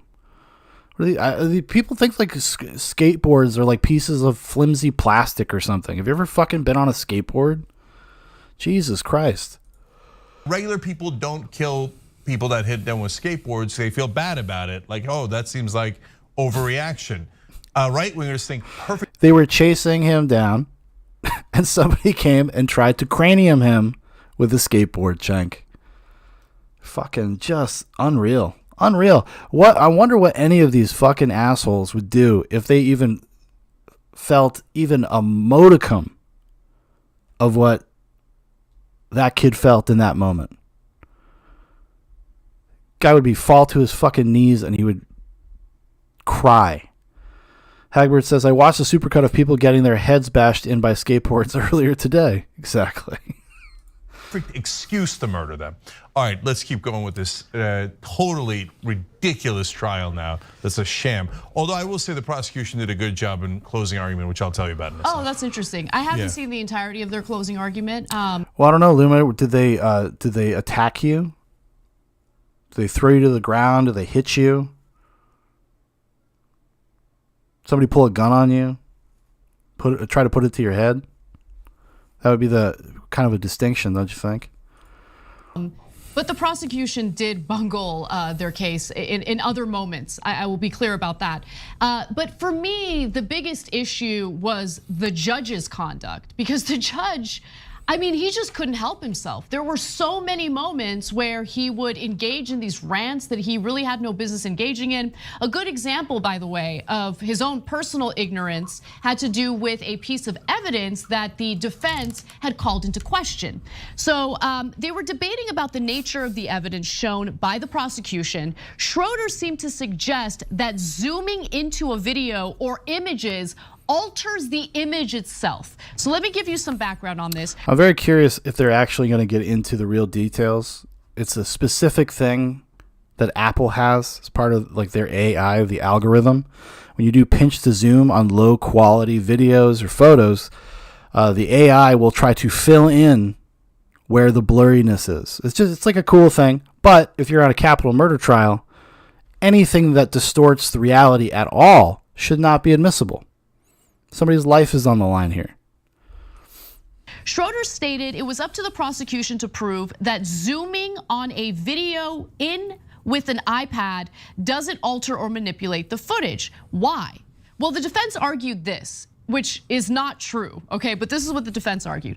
iPads, which are made by Apple, have artificial intelligence in them and allow things to be viewed through 3 dimensions or logarithms. The defense said, as she doesn't even read the script correctly. she said 9 years for the rifle as a misdemeanor charge. It was 9 months. And this or logarithms. No, these are fucking boomers. These are older people. He meant algorithm. It's pretty, everybody kind of knows that. It's a little funny that he said logarithms, for sure. Part of its objection, adding that the iPad uses artificial intelligence or their either logarithms or logarithms, to create what they believe is happening. So this isn't actually enhanced video, they argue. This is Apple's iPad programming, creating what it thinks is there, not what's necessarily there or what necessarily is there, right? Okay, which is not true. That's absolutely not true. That's what the defense argued. At that point, Judge Schroeder looks at the prosecution and... Are you guys gonna like offer any evidence that it's not true, or are you just gonna say it's not true? That's what I can't stand about all punditry, all news programs. Like they claim to be journalists, and you could either have somebody there to talk about it, or you could bring it up yourself, explain why it's not true. Because I don't know, maybe it's not. From what I understand, from what I read, and I looked into, because it's not something I ever thought of before. It is true, from what I understand. They actually even had experts testify in court that is true. Because it was a point of contention, and the prosecution had to go get an expert in Apple products to talk about how it worked. And when he was asked, is this a literal representation of the image? And the expert says, I cannot with certainty say that. It says, we're gonna need you to find an expert witness to testify on this in the next 20 minutes. Okay. It's absurd. And the defense was doing two things, basically. One, taking advantage of a fumbling old man who clearly doesn't know anything about technology. They're like, sir, if you turn off the light switch, it actually means turning it on. What? I can't tell. Right, so they got Mr. Magoo as a judge. So is the judge Mr. Magoo? Is he like a moron, or is he like a malicious, biased, white supremacist? What is he? What is he? They're like, hey, zooming in somehow changes the image. And they know that this schmuck can't figure that out. The second thing is the judge can't wait to rule in their direction. All they gotta do is give him a fig leaf. Even the smallest little thing. And he's like, oh, yeah, that sounds good. Zooming in, illegal. Prove it's not illegal in 20 minutes. Oh, you can't. Oh, and it was over lunch. I got you. Okay, so to really buttress and reinforce Cenk's point here, we got to go to the video of Judge Schroeder just rambling to the tape about what he experiences on his own device, which, if you notice, is not an iPad and is also not even an Apple product. It's a Samsung product. Nonetheless, here he goes. When I get messages from some of my friends, my few remaining friends, they come as texts, and then they start belittling me or whatever in one way or another, and it can be quite lengthy, the exchange that's going on between them and us, but they're entertaining. Lumazuma says skateboards are fib. I'm assuming you mean made of fiber, right? I think. And hit in the head with a knife butt, tackled on the street Christmas shopping in downtown Brooklyn, and attempted carjacking. I grabbed his weapon away. Well, I guess you're lucky to be alive then, buddy. And so I don't know how to save text messages. I haven't figured that out, and I have a lot of things that I'm doing, so that's a low priority for me to figure out how to save a text message. And I don't want to leave them on my phone forever. I want it off so that it's clean, so when I look at it, I'm looking just at the fresh stuff. So then I do a screenshot of it, and I email it to myself to save it. But I found, to my distress, that some of them are pretty long, and they show up in my email like this, like a little ribbon down the center of the page. Some of them are even smaller than this. Well, then I go to open them up, and it's just a blur. You were talking the other day, one of you two. It's there. He's illustrating the idea of resolution and the size of an image and what you can see from an image. He's not making a literal one-to-one comparison. They're talking about the fidelity of images, just basically, in a very basic way. That's it. That's what he's talking about. He's trying to illustrate that this could be something that could be a problem. It's not rocket science. It's not really that crazy. It's a simple illustration of what the defense is talking about. And then when you add on top of that the idea that an AI would fill in where pixels are supposed to be to try to add clarity to the image, well, how is that fair evidence? Hagbert says, also find the gypsy who placed that curse on you and get it removed ASAP. That's true. You might start losing weight rapidly. It's just like a cell phone where you can expand a picture and make it bigger. Well, it's not making it any bigger. It's making it bigger, but it's nothing but a blur. Bro, what are you doing? What are you doing? What was that? What does that have anything to do with what the defense, what the defense is arguing here? Let me just get into these. See, here's the problem, because they didn't even go into what the defense was talking about, because they didn't show you. And they didn't show you because it doesn't support this thesis. They kind of probably watched it, and this was their takeaway. This is what their memory tells them the defense was saying. Good old TYT. Nothing but quality. Nothing but the sharpest minds in the biz. Details, and then Cenk, go off. So okay, can I just say though, sometimes I imitate people, and you think I'm exaggerating, and obviously I'm exaggerating to a degree. But there, in that case, was I really exaggerating? No, you weren't. Like, that was one of the rare instances where your commentary was actually completely in line with reality. Mr. Magoo. Look, again, Even let me reiterate. Anna hates the him. defense actually did a really great job in this case, okay? The judge, if he has a bias, and it seems like he does, in favor of Rittenhouse, could have just shut his mouth and it would have played out the way he wanted it to play. But he can't help himself. So none of what he said in that video is useful in support of the defense's objection about iPad pinch to zoom. A Galaxy S20 runs Google's Android operating system with various Samsung customizations, while the defense's specific objections were about Apple and its programming, right, on the iPad. So from the start, whatever a Samsung phone is doing is not relevant to the objection about how an Apple device works. That's because that's not what he was illustrating. Thank you for being honest, guys. Thank you.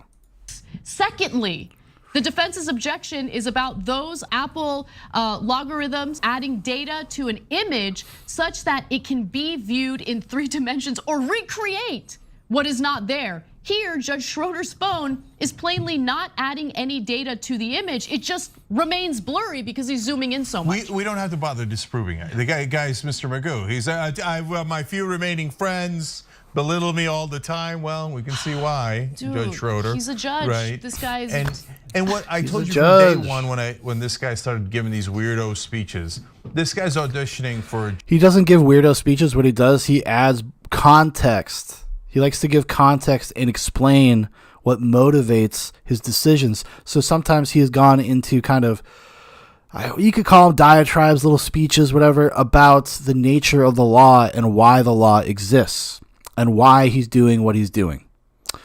These are not like crazy little speeches. They're completely appropriate. Like maybe you have a problem with his colloquial presentation of it or something like that because these people are snobby assholes, but whatever.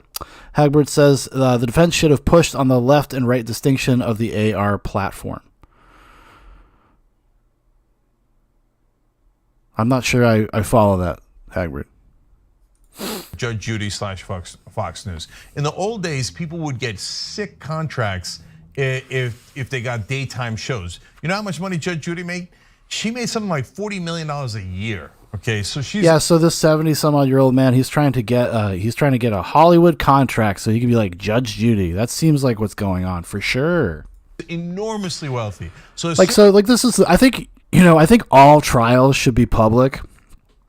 I think they should all be broadcast. You should be able to watch all of them so people understand like how they work. Because I do think in the United States, we just don't really understand how they work. And we don't understand what the chicanery that goes on often and how much authority and power the state has to manipulate things. Because judges usually are on the side of the prosecution. more often than not. It seems like they have like kind of a bias because they work together all the time.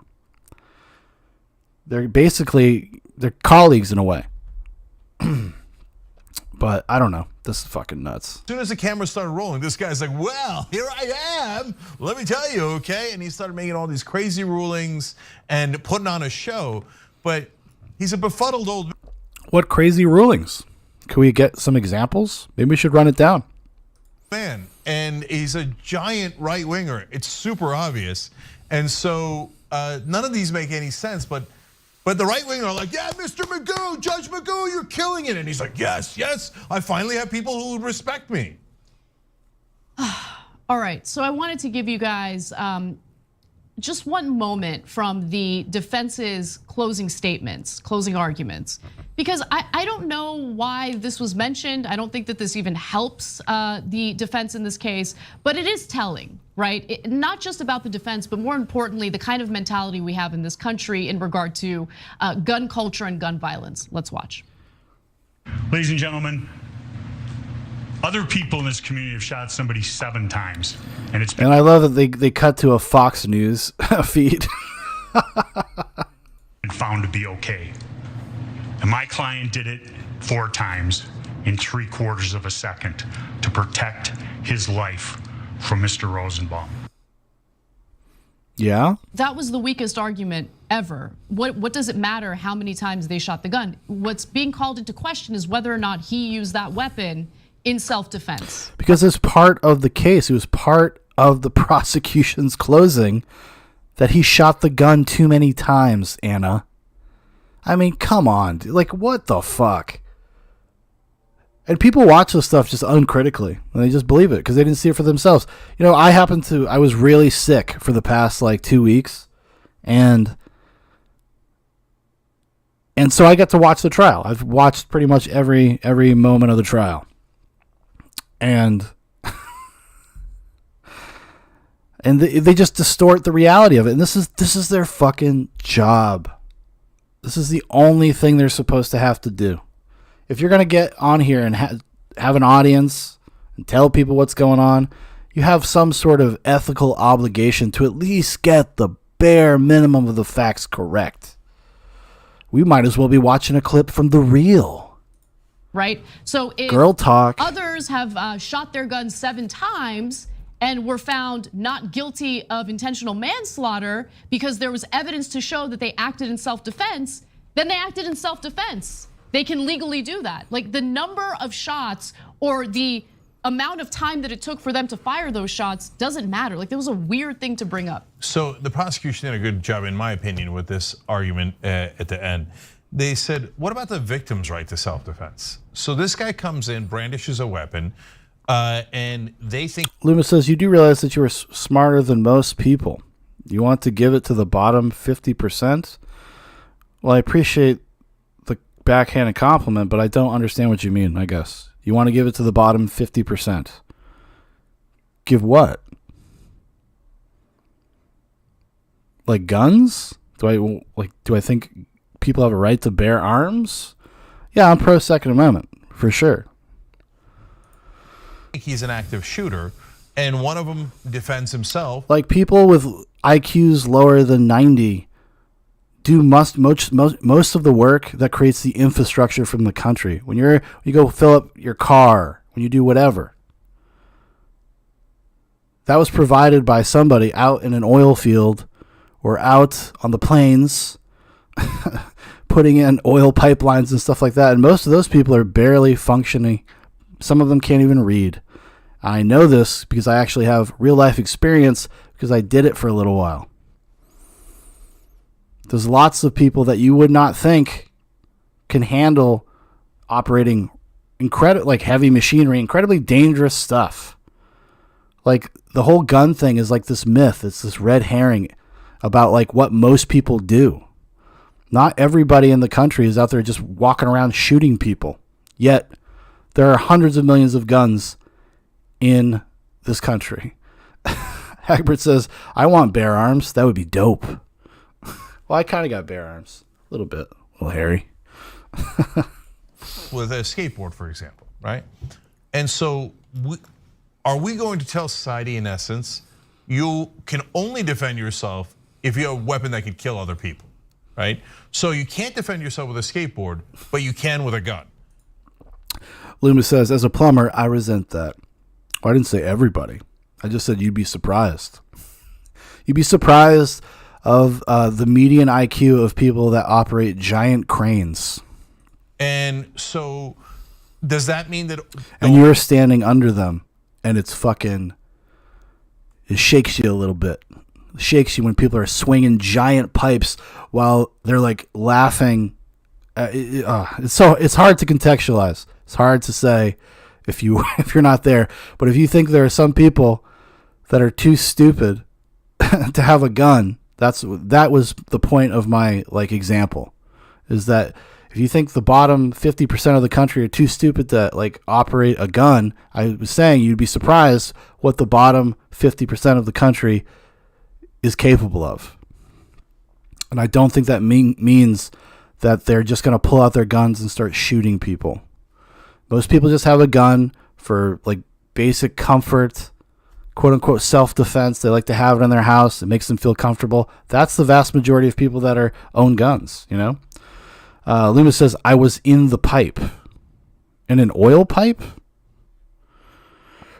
Or you were in the pipe while it was being swung around on a giant crane by a guy with an 85 IQ? Not that IQ really matters, by the way. I don't really think it does. Like I said, it doesn't illustrate your capabilities really, in that sense, in terms of your sense of social responsibility, social mores, however you would like to, your values, whatever.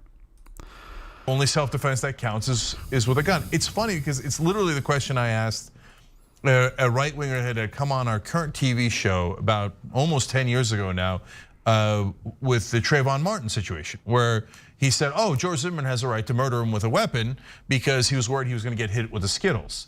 Okay, and I said, well, how about Trayvon Martin's defense? When the guy approaches him with a weapon, can he not fend him off with his arms, or does that mean he automatically... Loomis says, no, I agree. Oh, okay. Well, I'm glad we agree on that. ...gets murdered. And the guy said, no. Self-defense is only if you have a gun. Yeah, look, I know that doesn't make any sense at all. It doesn't. That's not the argument anybody's making, Cenk. That's why. That's why it doesn't make any sense, because it's not an argument. It's not even a straw man, because it just doesn't even relate. Yeah, I just want you to be 100% clear, because no one made the argument that Zimmerman was worried for his life because of the Skittles. It was because they had gotten into a physical altercation at that point. I agree with you 100%. Oh yes, somebody got to Anna. Somebody got to Anna and be like, yo, you got to fucking start reining in some of this shit. Yes, I mean, Trayvon Martin, honestly, it's been so long and I don't remember all the details of the case. I remember back in the day thinking he should have at least gotten manslaughter or something, at the very least. But yeah, the kid had actually tried to bump his head off the concrete, man, on a sidewalk. That whole situation is just awful and tragic and blah blah blah. I have my life without a gun never mattered. I do not own a gun myself. I don't. Not because but I'm not opposed to it. I probably will get a gun at some point, but I have never myself owned a gun. But that doesn't mean I think I get to dictate and tell other people what they're allowed to do. It's like a constitutionally protected right. If we don't like that, either you got to amend the Constitution or move to a different country that aligns more with your value system. Right, Trayvon Martin was being pursued by George Zimmerman after the 911 dispatcher told him on multiple occasions, stop following him, don't follow him. And right? we don't have to clarify that Skittles is not what Trayvon Martin was using, okay? But for the right wing, I get it. No, you do, I know, but they're morons. We don't have to address them. Oh no, it wasn't with Skittles, Cenk. He was actually trying to punch him when he was about to get murdered. I know, you guys are idiots. So I don't have to bother explaining every little detail to you, okay? So in terms of what happened with Trayvon Martin, look, the precedent that's being set and why this case is really important, the Rittenhouse case, is... So because of Trayvon Martin, because of that trial, did that cause a rash of people just shooting kids in Florida neighborhoods? Is that what happened? Like I said, it doesn't seem like George Zimmerman was a very good guy. but I don't know if he broke the law. And I don't like, and like I said, like, I think it's a tragic story. I think it's tragic up and down. I think Trayvon Martin being there at all is tragic. People already failed him on multiple levels before he even was in that neighborhood. Luma Zuma says, "Are you a racist?" No, I'm not. And if you say it again, just go away, dude. Like, if that's how you feel about what I'm saying or talking about, then this is not for you. I don't know what the fuck you're talking about in terms of like if I'm a racist or not. Like, you're out of you're fucking out of line, honestly. You're out of your element, Luma. You're out of your element. They're setting the stage for massive violence throughout the country. They're saying we can go up to you with weapons nonstop, and if you ever say, hey, don't shoot me, and you defend yourself in any way, we get to murder you. We just get to murder you, right? And so what does that do? Now, the gun manufacturers are thrilled with this development. They're like, well, you can't use your hands, you can't use a skateboard, you can't use Skittles, you can't use a plastic bag, you can't use anything to defend yourself. The only thing you can defend yourself with is a gun. Go kill each other. No, you can't attack people with those things. You can't attack people with those things. So Cenk's making the argument in the opposite direction, saying those people were engaged in self-defense by using those things. And so, say if Huber had hit Kyle in the head with a skateboard and Kyle had died from being hit in the head with the skateboard, then what? Would he be on trial, or would it be self-defense? A kid running away, fleeing the scene, and these people, I guess, I don't know, take it upon themselves. They were going to do some sort of citizen's arrest. Do you think that was what was going on there? Not so sure. Kill each other. Go kill each other as soon as you can. And then that way you'll buy even more guns, right? So the NRA is thrilled. The gun manufacturers are thrilled. The right wing is thrilled because they love death and murder. And they love are you kidding me? This Rittenhouse thing, why are they defending him? Because of loopholes? They're not defending him because of loopholes, and they studied Wisconsin law and they're like, you measure the barrel of the gun? No, they're defending him because this is their wet dream. I get to go into the middle of a left-wing protest with a weapon, and if anyone even looks at me sideways or throw a plastic bag at me or anything like that, I kill them all, and then some right-wing judge lets me off. That's your dream, right-wing. You know it. That's why you treat Rittenhouse as a hero. And I'm like, this is so insanely hyperbolic, shrieking madness here. I mean, come on. Like, it's so much projection. There's nothing like, and they never qualify any of these things. They just say, that's just the way, that's just how it is. Fuck, even if they have the facts right, even if they have the facts of the story straight, they would still say this shit. Like I said, I don't think that kid should have been there. I am not like somebody that's like, yeah, 17-year-olds go down and protect private property. No, obviously not. Like, you're a 17-year-old kid. What the fuck business do you have doing that? I mean, granted, we send kids to fucking overseas at 18, sometimes 17. If you can get a parent's permission to join the military, you can at 17. If you meet certain requirements, we're okay with that. They can go overseas. They could die. They get blown up. Ugh.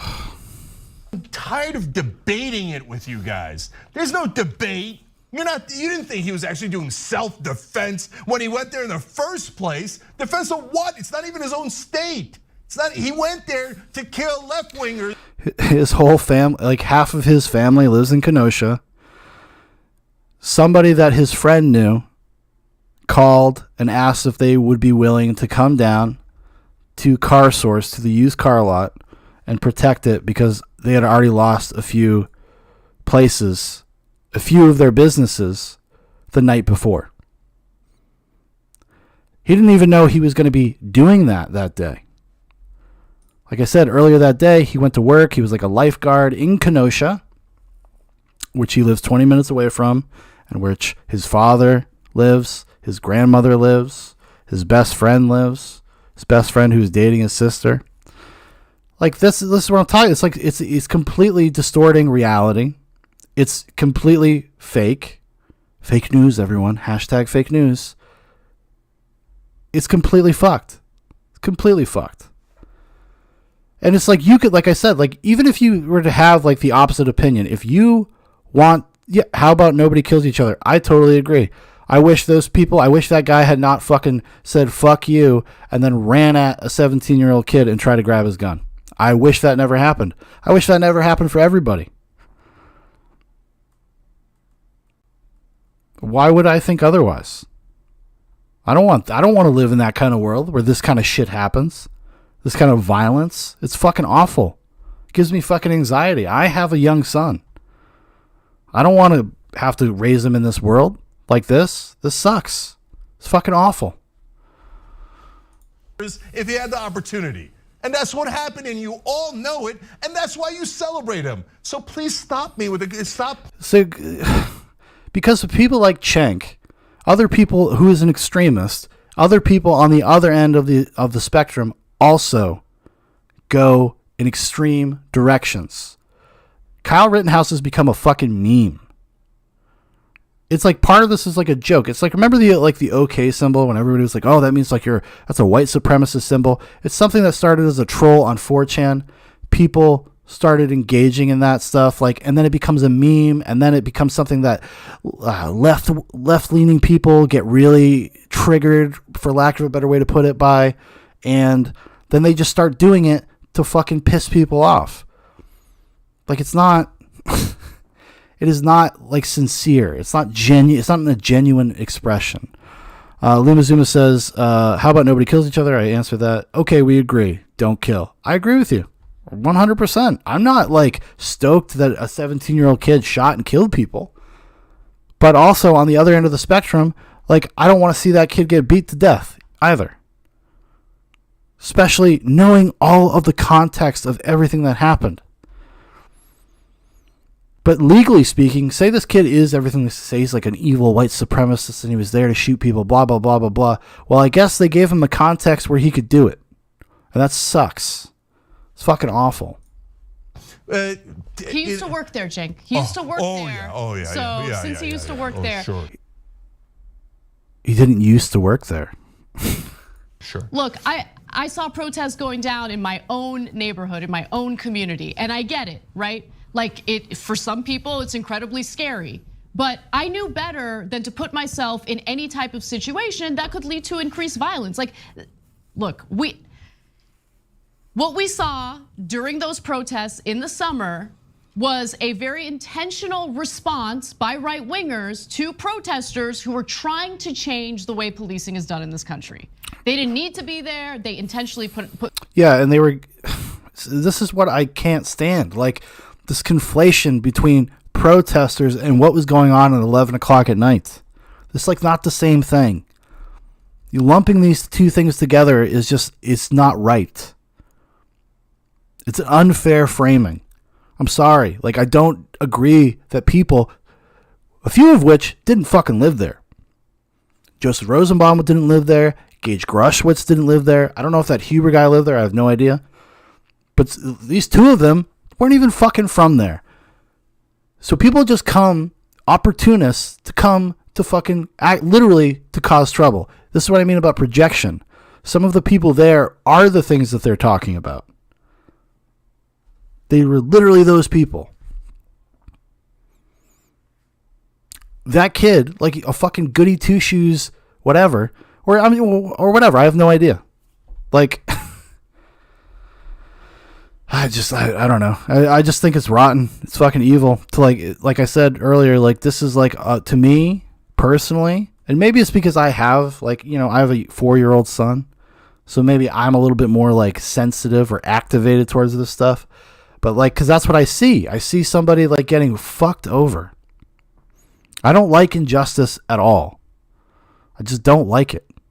So when I see things that I think are wrong, that violate my moral standards, my value system, my moral compass, I get passionate about it.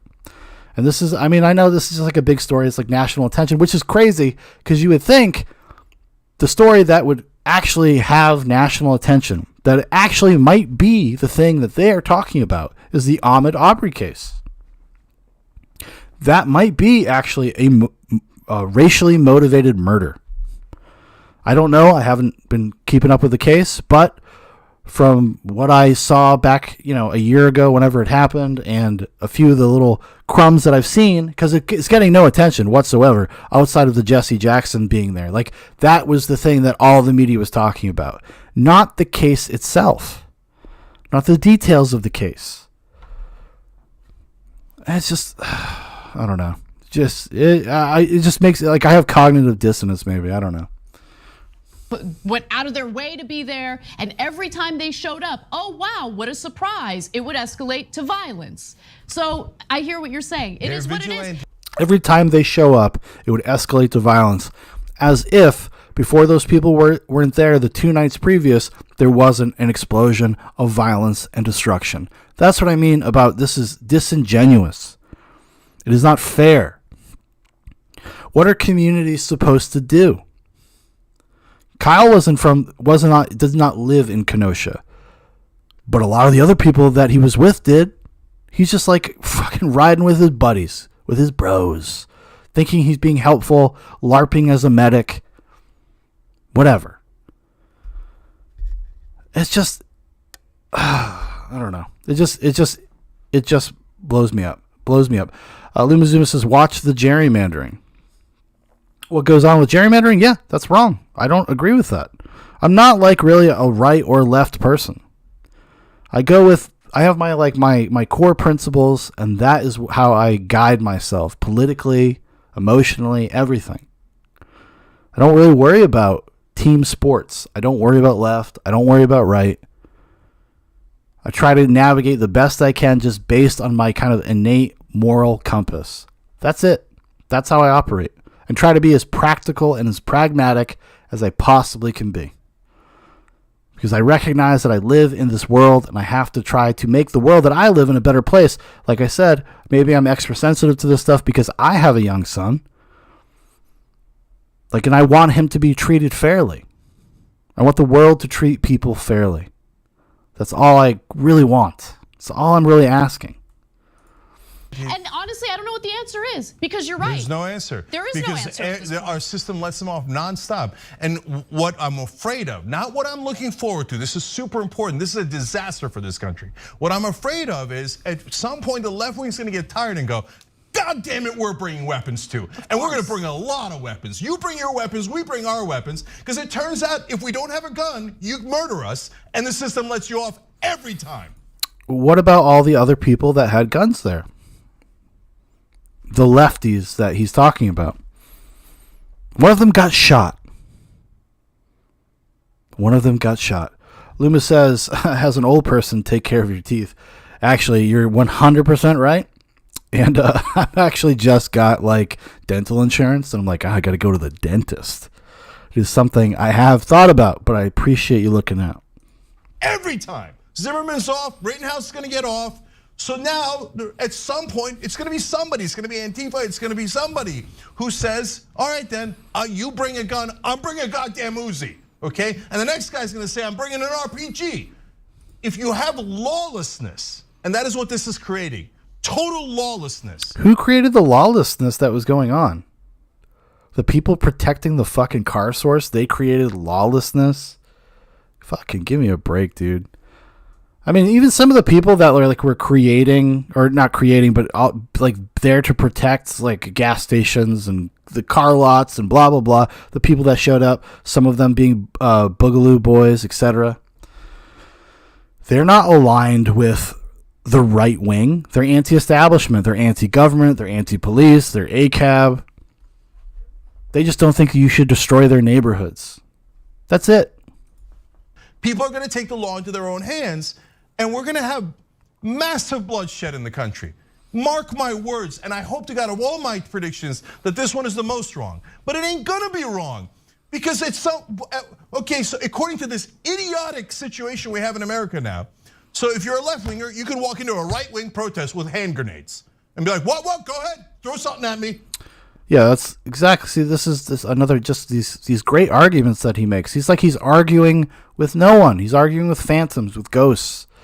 With his own perception, his projection.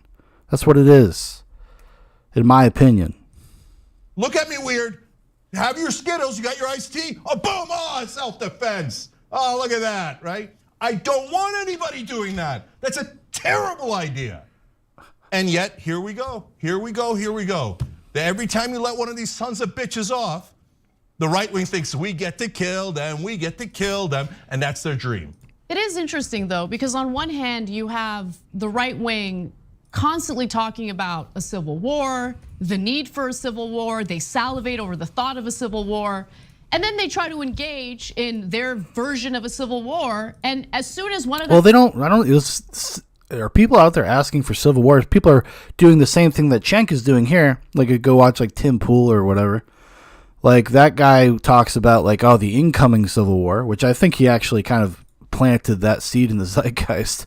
But most people talk about like secession, basically, which could lead to a civil war, I suppose, in a certain sense, or a amicable divorce.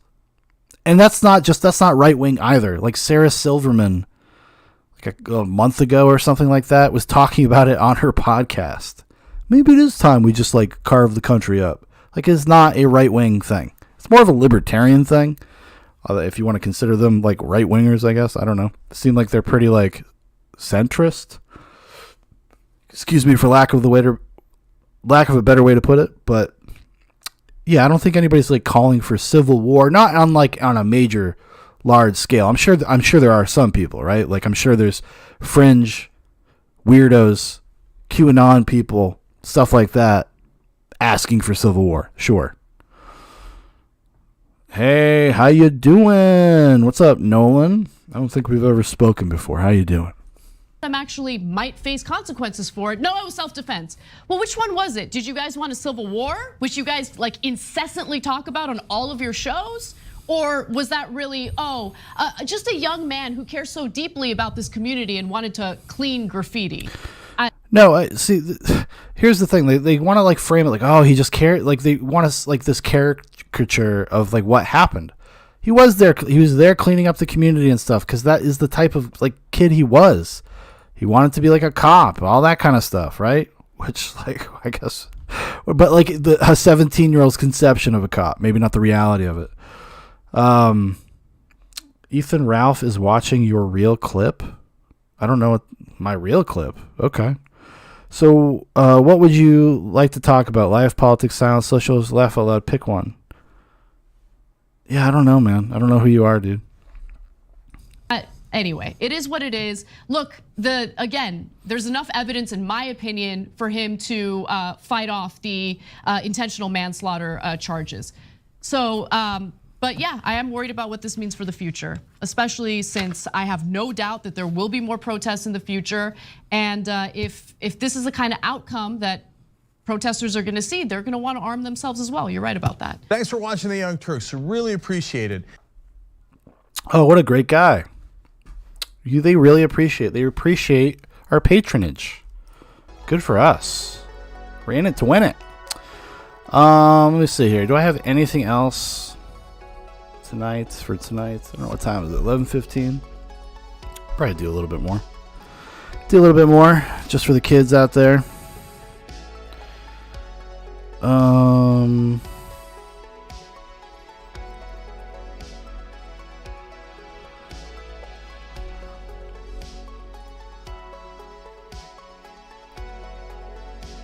Let me see here.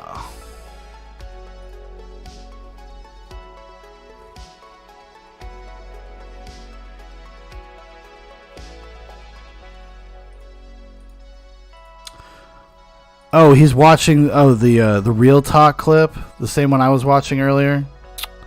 Oh, there you go. Let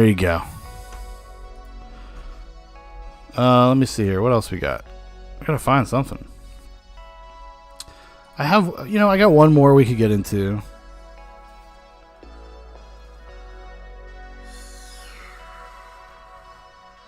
No, I think I'll save that one. Just gonna save that one for a nightcap. Let me see here. 2022 Republicans win. I don't know. I think the Democrats have really kind of shown that they're a little out of touch with kind of the median sentiment of the country and what people actually care about, what people are going through, obfuscating suffering is not a good political attack, in my opinion.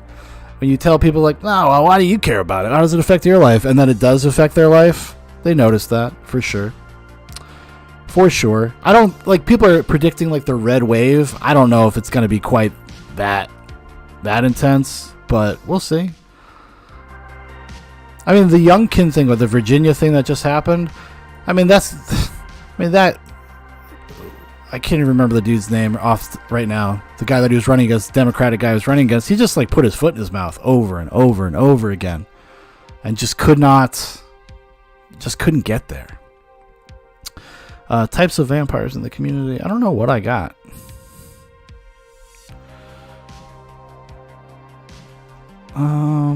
Actually, you know what we'll do? I'm gonna take. I was saving this. I've had it in this document for a minute. No, I don't want to do that at all. Can you not do this anymore? Oh no. Hold on. I was gonna take a political compass test. We're gonna see where we are. See where I'm at. Should Musk pay tax? Yeah, I think of course he should pay taxes. Let me see. I'm gonna take a political compass test. We'll do it right now. See where I'm at. There's this New York Times one, but I need to find a browser that does not have. I haven't reached my limit of reading New York Times articles. Oh no, they found me here as well. Really? Fuck. I guess I'm like an IP. All right, we'll just look up a general one. Look up a general political compass test to see where I'm at.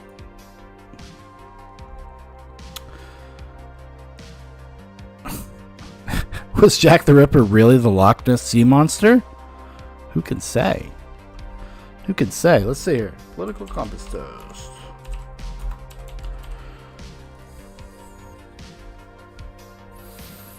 He was a crafty fella. Alright, you guys want to do this? Let's do it. It'll be fun. Take this political compass test. Here we go.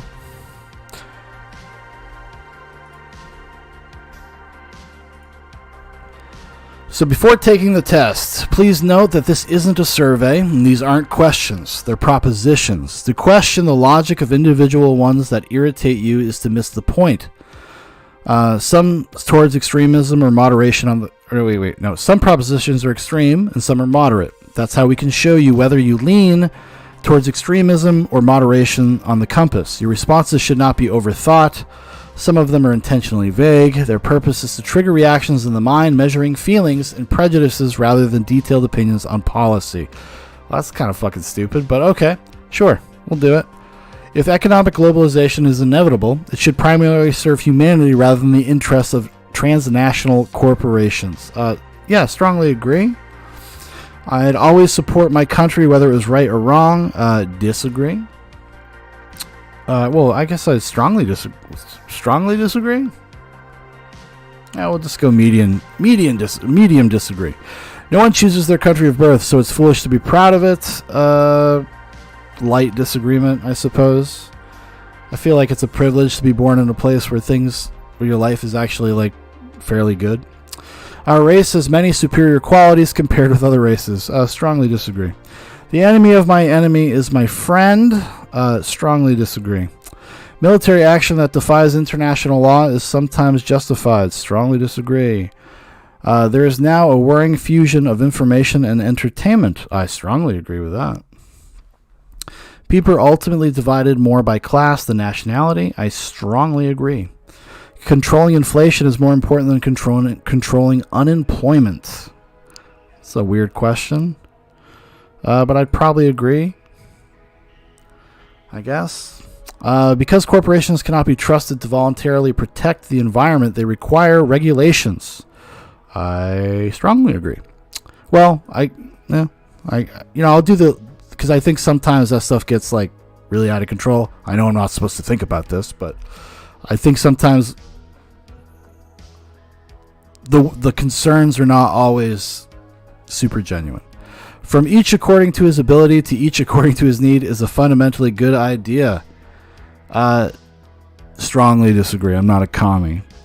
The freer the market, the freer the people. I agree to a certain extent. It's a sad reflection on our society that something as basic as drinking water is now a bottled, branded consumer product. Yeah, I strongly agree with that. Land shouldn't be a commodity to be bought and sold. I strongly disagree. It is regrettable that many personal fortunes are made by people who simply manipulate money and contribute nothing to their society. Slightly agree. Protectionism is sometimes necessary in trade. Yeah, I agree. The only social responsibility of a company should be to deliver a profit to its shareholders. Well, yeah, that of a company, yeah. The rich are too highly taxed. Disagree. Those with the ability to pay should have access to higher standards of medical care. Disagree. But, I mean, it is what it is, right? Honestly, you have more money, you're going to just have access to better doctors. It's not great, but it is what it is. Governments should penalize business that mislead the public. Oh, that's very vague, like they said. It's, yeah, like slightly agree. A genuine free market requires restrictions on the ability of predator multinationals to create monopolies. Yeah, I totally agree with that. Abortion, when the woman's life is not threatened, should always be illegal. Disagree. All authority should be questioned. Strongly agree. Am I getting profiled? Am I going to end up on an FBI list now? An eye for an eye and a tooth for a tooth. Disagree. Taxpayers should not be expected to prop up any theaters or museums that cannot survive on commercial basis. I disagree. The only reason I don't go strongly disagree is because I see what a lot of these people spend money on, millions of dollars for sculptures of rocks. I don't agree with that. Schools should not make classroom attendance compulsory. Disagree a little bit. All people have their rights, but it is better for all of us that different sorts of people should keep to their own kind. Strongly disagree. Good parents sometimes have to spank their children. I don't know. We live in a household of the non-aggression principle, so I'll say slightly disagree. It's natural for children to keep some secrets from their parents. Yeah, I agree. It is natural. It's not good. Trying to encourage my family to be like open, thoughtful, talk to each other. Possessing marijuana for personal use should not be a criminal offense. Strongly agree. The prime function of schooling should be to equip the future generations to find jobs. Slightly agree. People with serious inheritable disabilities should not be allowed to reproduce. Strongly disagree. The most important thing for children to learn is to accept discipline. Strongly disagree. There are no savage and civilized peoples. There are only different cultures. Yeah, I strongly agree with that. Doesn't mean they're all equal or all as good as the other one, but they're different cultures.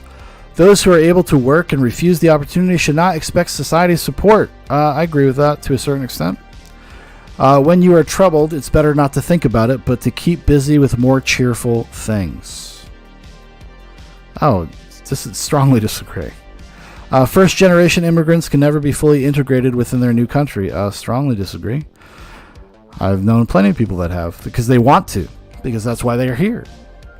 What's good for the most successful corporations is always ultimately good for all of us. Strongly disagree.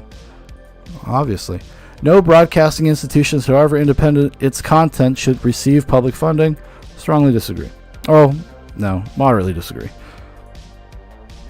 I think a lot of actually, like NPR, PBS, I really feel like they've kind of lost their way. Our civil liberties are being excessively curbed in the name of counterterrorism. Yeah, I'd agree with that, actually.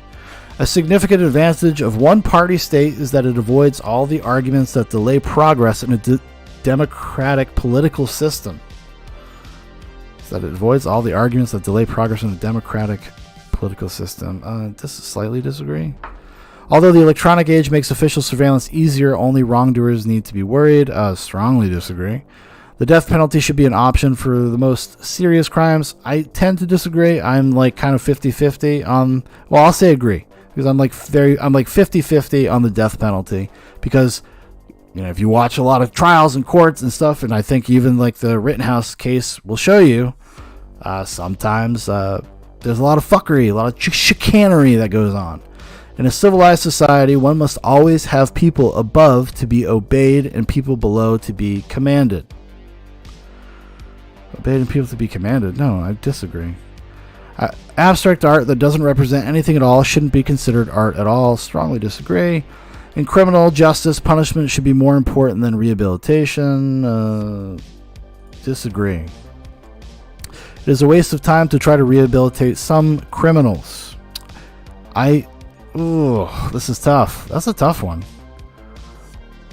Just if you see like the recidivism rates of like child predators and stuff, I don't know how we have not found a good way to rehabilitate some people. Some of it's like, it's a chemical imbalance. I don't know if there's really much they can do about it outside of medication. And if medication doesn't help, then what the fuck do you do? I'll say I disagree with that. The business person and the manufacturer are more important than the writer and the artist. Disagree. I think art tends to just last longer. Mothers may have careers, but their first duty is to be homemakers. I disagree with that. I think it's a good thing if you can be a stay-at-home parent in general, not just mothers, but multinational companies are unethically exploiting the plant genetic resources of developing countries. Probably. Actually, I'm not entirely read up on that, but making peace with the establishment is an important aspect of maturity. I mildly disagree with that. Astrology accurately explains many things. Strongly disagree. You cannot be moral without being religious. Strongly disagree. Charity is better than Social Security as a means of helping the genuinely disadvantaged. Now, this is this is kind of a question. I'm going to say I lightly agree, because I wish that the pressure of the social safety net was taken on upon like civic mindedness. That's like me being idealistic. Some people are naturally unlucky. Yeah, I agree with that. I mean, like, I don't know. What does that mean? I don't know. I guess disagree. I don't know. Like, yeah, okay. It is important that my child's school instills religious values. Strongly disagree. Sex outside of marriage is usually immoral. I strongly disagree. A same-sex couple in a stable, loving relationship not be excluded from the possibility of child adoption. I disagree. Pornography depicting consenting adults should be legal for the adult population. Or I'll say I mildly disagree. Just because I've seen some stories. Pornography depicting consenting adults should be legal for the adult population. Strongly agree. What goes on in a private bedroom between consenting adults is no business of the state. Strongly agree. No one can feel naturally homosexual. I strongly disagree. These days, openness about sex has gone too far. I will slightly agree. Let's see. Now let's see where you stand. About the starting point of the original political compass was in 2001, when we recognized the inadequacies of the standard political measure, left-right. It's certainly fine for discussing economics, but to this day is still widely and wrongly used to describe social attitudes. France's National Front, for example, is popularly described as far-right, yet its economic policies have sometimes been to the left of even the French Socialist Party. The party's real extremism is in its social attitudes. That's why we added a social scale. Nevertheless, the more nationalistic and authoritarian a party or individual is, the more right-wing they're still labeled. This, of course, is absurd.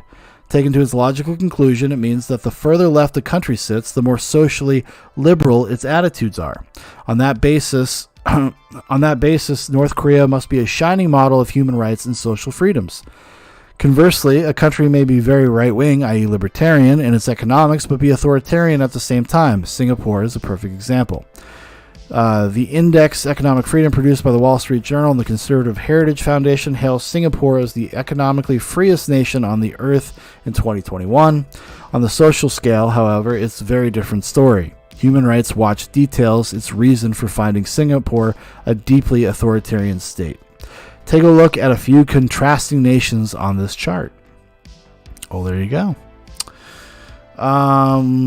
Uruguay is currently rated the world's 44th most free economy and a leading Latin American light in social freedoms, from gay and lesbian rights to legalization of cannabis.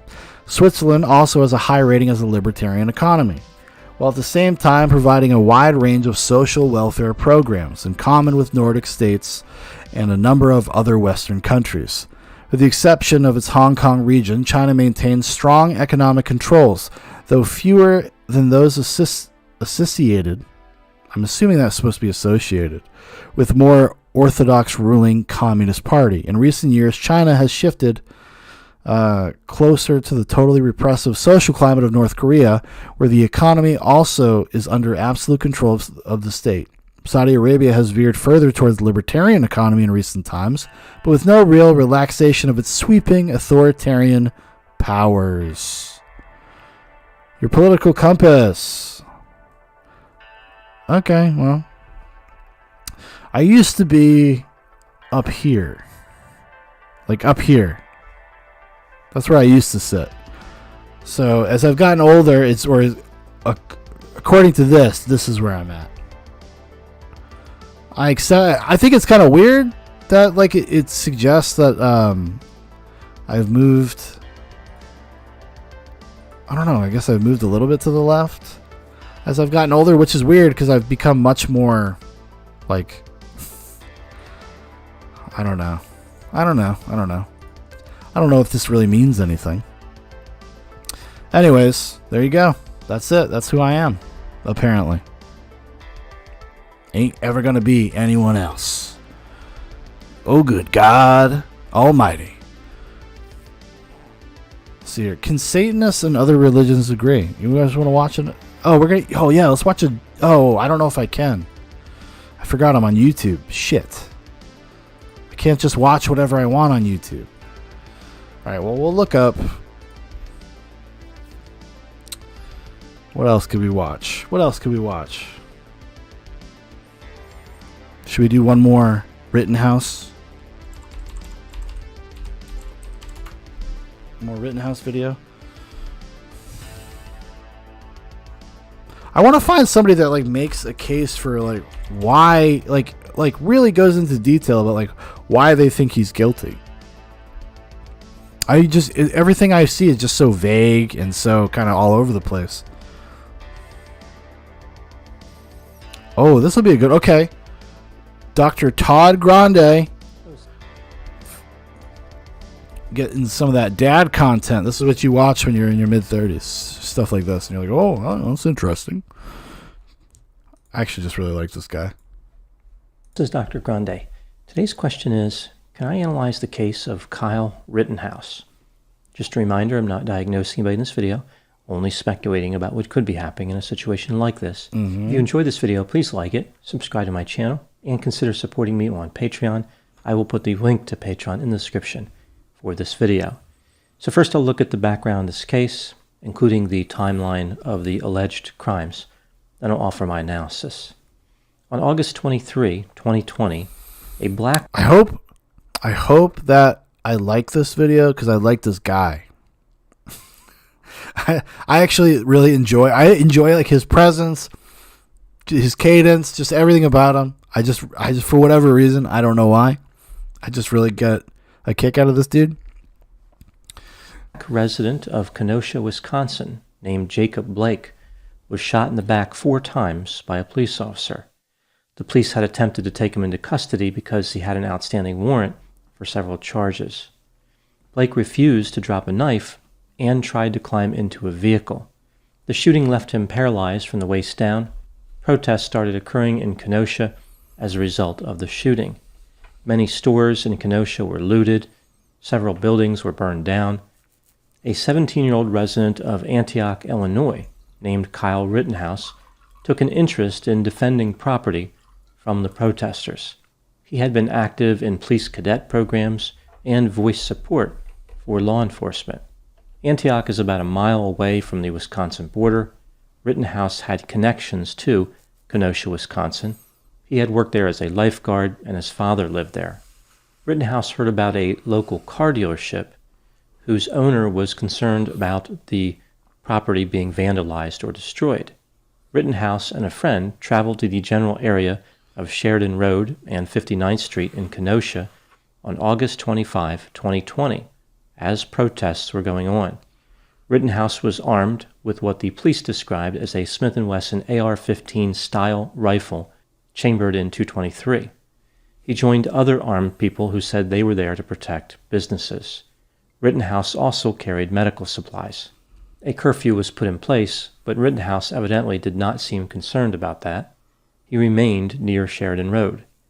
At some point during all of the commotion, a 36-year-old man named Joseph Rosenbaum became upset with Rittenhouse. He threatened Rittenhouse on 2 occasions and made threats to other people in the area. Rittenhouse made his way toward a base Dr. Grande, just actually giving you the actual details of the case. Fucking wild stuff. Wild. car lot to put out a fire, and Rosenbaum... This guy is like more objective in his presentation of the facts than the actual news outlets, the journalists. Started chasing him. They entered a used car lot, at which time Rittenhouse said he felt cornered. He turned to face Rosenbaum, who lunged toward him, grabbing for the rifle. Rittenhouse shot Rosenbaum 4 times. Rittenhouse stayed there with Rosenbaum for a few moments as someone else began administering first aid. Rosenbaum would die from his injuries. Rittenhouse called a friend of his on the phone and said he just killed somebody. After this incident, several protesters started chasing Rittenhouse. He started running away from them toward where the police were. At one point, he was struck on the head. Moments later, he fell down. Several people were yelling orders like "get him" and "beat him up." A 26-year-old man named Anthony Huber struck Rittenhouse in the shoulder with a skateboard and tried to get his weapon. A single shot from Rittenhouse struck Huber and killed him. Another man named Gage Grosskreutz, who was also 26 years old, claimed that he believed Rittenhouse was an active shooter. Grosskreutz had a concealed Glock semi-automatic pistol in his possession. He had a concealed carry permit, but it had expired. He produced the weapon and was holding it in his hand. He approached Rittenhouse, but then held up his hands as if to surrender. Grosskreutz would later claim that Rittenhouse manually operated the action of the rifle, as if Rittenhouse was trying to clear some type of malfunction so he could shoot him. Rittenhouse denied operating the action at that time. It's all on video, too, that he did not. Grosskreutz brought his hands down and pointed his pistol at Rittenhouse. He claimed it was unintentional, so he was unintentionally pointing a gun at another person. Rittenhouse responded by shooting Grosskreutz 1 time in the arm. Rittenhouse stood up and walked toward the police with his hands up in an apparent attempt to surrender. The police drove right by him. They did not stop. Rittenhouse surrendered on August 26 in Illinois.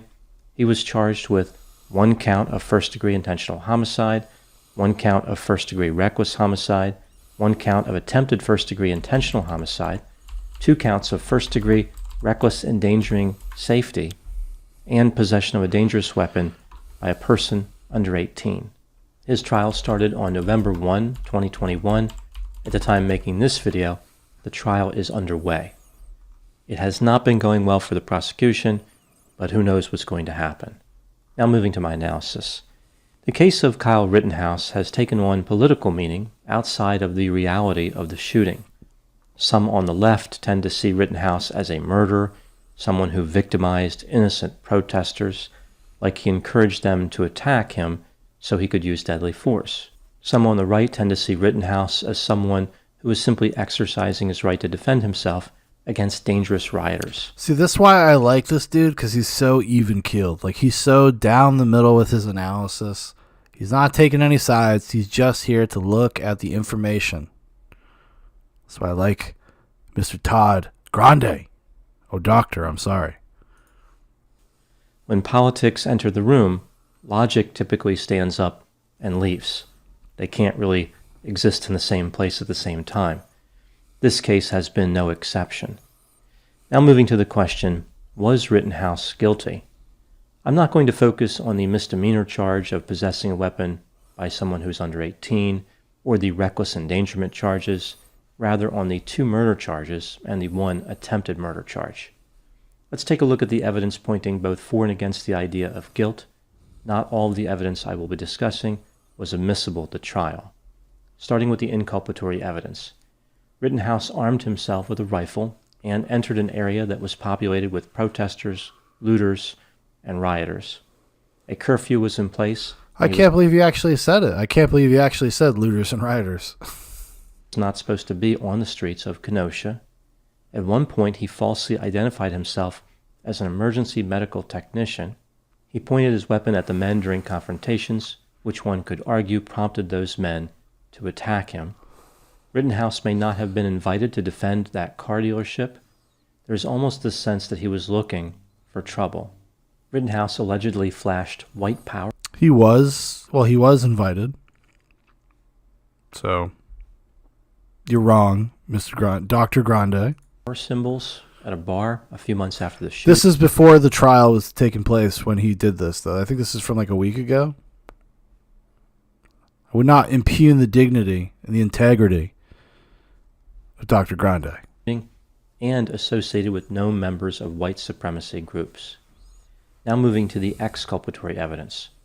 In all 3 instances where Rittenhouse shot someone, it has been confirmed through video and eyewitness testimony that Rittenhouse was being attacked. Rosenbaum's behavior that night was described as erratic and extremely aggressive. He had just been released from the hospital earlier that day after attempting to bring an end to his own life. Perhaps by confronting Rittenhouse, Rosenbaum believed he could find a way to complete that task, like he had some type of death wish. Anthony Huber attacked Rittenhouse with a skateboard. There's no question about that attack, as it was captured on video. Huber was guilty of attacking Rittenhouse. Grosskreutz admitted on the stand that Rittenhouse shot him only after he pointed a pistol at Rittenhouse. Grosskreutz claimed that he had no... So he saw some of the trial then. Okay. What does this say 6 days ago I think this came out? I guess that makes sense. No intention of shooting Rittenhouse with the pistol that he was holding in his hand. If he had no intention of shooting Rittenhouse, why was he pointing the pistol at him? Was he going to ask Rittenhouse how it worked? Like he was going to say, I know this is a weird time and all, as we're in the middle of a riot, but can you tell me what this thing does? I found it concealed on my person. His story is impossible to believe. Next item, Rittenhouse had medical supplies on his person. He testified that he did render aid to a couple of people. Rittenhouse attempted to surrender after the shootings. Guilty people are typically not too interested in contact with law enforcement. His attorney said that he has never been part of a white supremacy group. Considering all the evidence, do I think that Kyle Rittenhouse was guilty? I do not think he was guilty beyond a reasonable doubt. In each instance, when he fired his weapon, he did so while being attacked or threatened by someone else. I can appreciate the prosecution's argument that Rittenhouse pointed his weapon at the men, which may have made them think that Rittenhouse was going to shoot them. But those men chased Rittenhouse prior to his... See, that's the thing. Like, okay, so he's taking kind of the prosecution's claims at face value. That Rittenhouse had instigated... Because that's what they were trying to get, this idea of provocation. Oh, well, he pointed a gun at them. That's why they chased him, which is... It doesn't... From what I can see, from all the video, because all in video, does not seem to be the case. Pointing of the weapon. If Rittenhouse had pointed his gun at random people and they responded with lethal force, that would be a completely different situation. So again, like I was, there was this guy on Twitter that I kind of arguing with a little bit, and he said that he was there and that that Rittenhouse had like pointed guns at him and his friends and were yelling all sorts of heinous things at them, and he's a piece of shit. Why? Like, I was like, oh, so I asked, I was like, well, why didn't you like offer this testimony? Why didn't you contact the prosecution? Why didn't you contact the police? Because he's a liar. There is no evidence that ever happened, because we have video footage of like 2 hours Almost an entire timeline. And I would say not guilty by the legal standard, but what about in reality? In my opinion, Rittenhouse was looking for trouble. He took a weapon into a place that he wasn't lawfully allowed to be. He wasn't allowed to use the weapon to defend property, so that was never an option. If somebody wanted to burn down that car dealership, Kyle Rittenhouse would not be allowed to fire on that person. He should have simply avoided the entire situation. So if legally he's not guilty, then how can he be in reality guilty then? What are you talking about? That would be the standard by which we adjudicate these things, whether or not you are legally allowed to do it. Like you can say ethically, like I have a few times already tonight, I don't think he should have been there at all. But that has nothing to do with whether he could be there. Right? There's a difference. Should or would. Difference. If self-defense was his goal, not entering that area would have been the best way to achieve it. Even still, it's hard to escape the fact that he was being attacked when he fired. So I would say not guilty in reality as well. This case was about the immediate actions of Rittenhouse. In that moment, did he feel threatened? See, I take umbrage with the idea that like he was there looking for trouble. I think you could maybe chalk that up to naivete of a child, of a kid. I don't know if I would go so far to say he was looking for trouble. I think he's naive. I think he was LARPing, but I don't think he was there explicitly looking in to get into altercations with people. And in fact, all of the interactions he had that are on film up to the point of the shootings would indicate that he wasn't really looking. He wasn't getting in people's faces. He wasn't shouting at people. He wasn't saying, swearing at people or whatever. He wasn't saying, hey, fuck you, like, get the fuck out of here. That's not what he was doing. He wasn't doing that shit at all. Also, you saw him, the footage just shows him asking people, do you need medical assistance? Medic over here. Safe, friendly. Like, come on. It seems reasonable to believe that he did. Technically, somebody is allowed to take a weapon into a volatile area and engage in lawful activities. Wisconsin is an open carry state. Citizens are allowed to carry guns in plain view. I look at this case as involving a collection of young people with poor judgment coming together in a violent setting. The protests, demonstrations, or riots, depending on one's point of view, allowed everyone to feel a little bit safer as far as getting away with bad behavior. It was a place for young people to cut loose, break the law, set some things on fire, and believe they would not experience the consequences for their behavior. It was a sensation seeker's dream come true. Repeatedly, throughout this whole case, we see people who were highly excitement-seeking trying to satisfy that need by jumping into these demonstrations. They weren't necessarily interested in politics, they wanted the exhilaration. In my opinion, everyone in this situation acted foolishly. When people attacked Rittenhouse, they should have known that he would be willing to defend himself. They tried to beat up or otherwise harm a person carrying a rifle, and they lost. The fact that one of the attackers used a skateboard to strike someone carrying a rifle gives us a good idea of the level of sophistication that we are dealing with in this case. It seems like everyone in this case believed that they were invincible. I'm not surprised this case has become the focus of... I think that's probably a fair assessment, right? Because nobody thinks when they go into these situations that that your life is going to be on the line. Because people don't have tangible experience with this kind of violence, really. The vast majority of people. So it's kind of an abstract idea to you.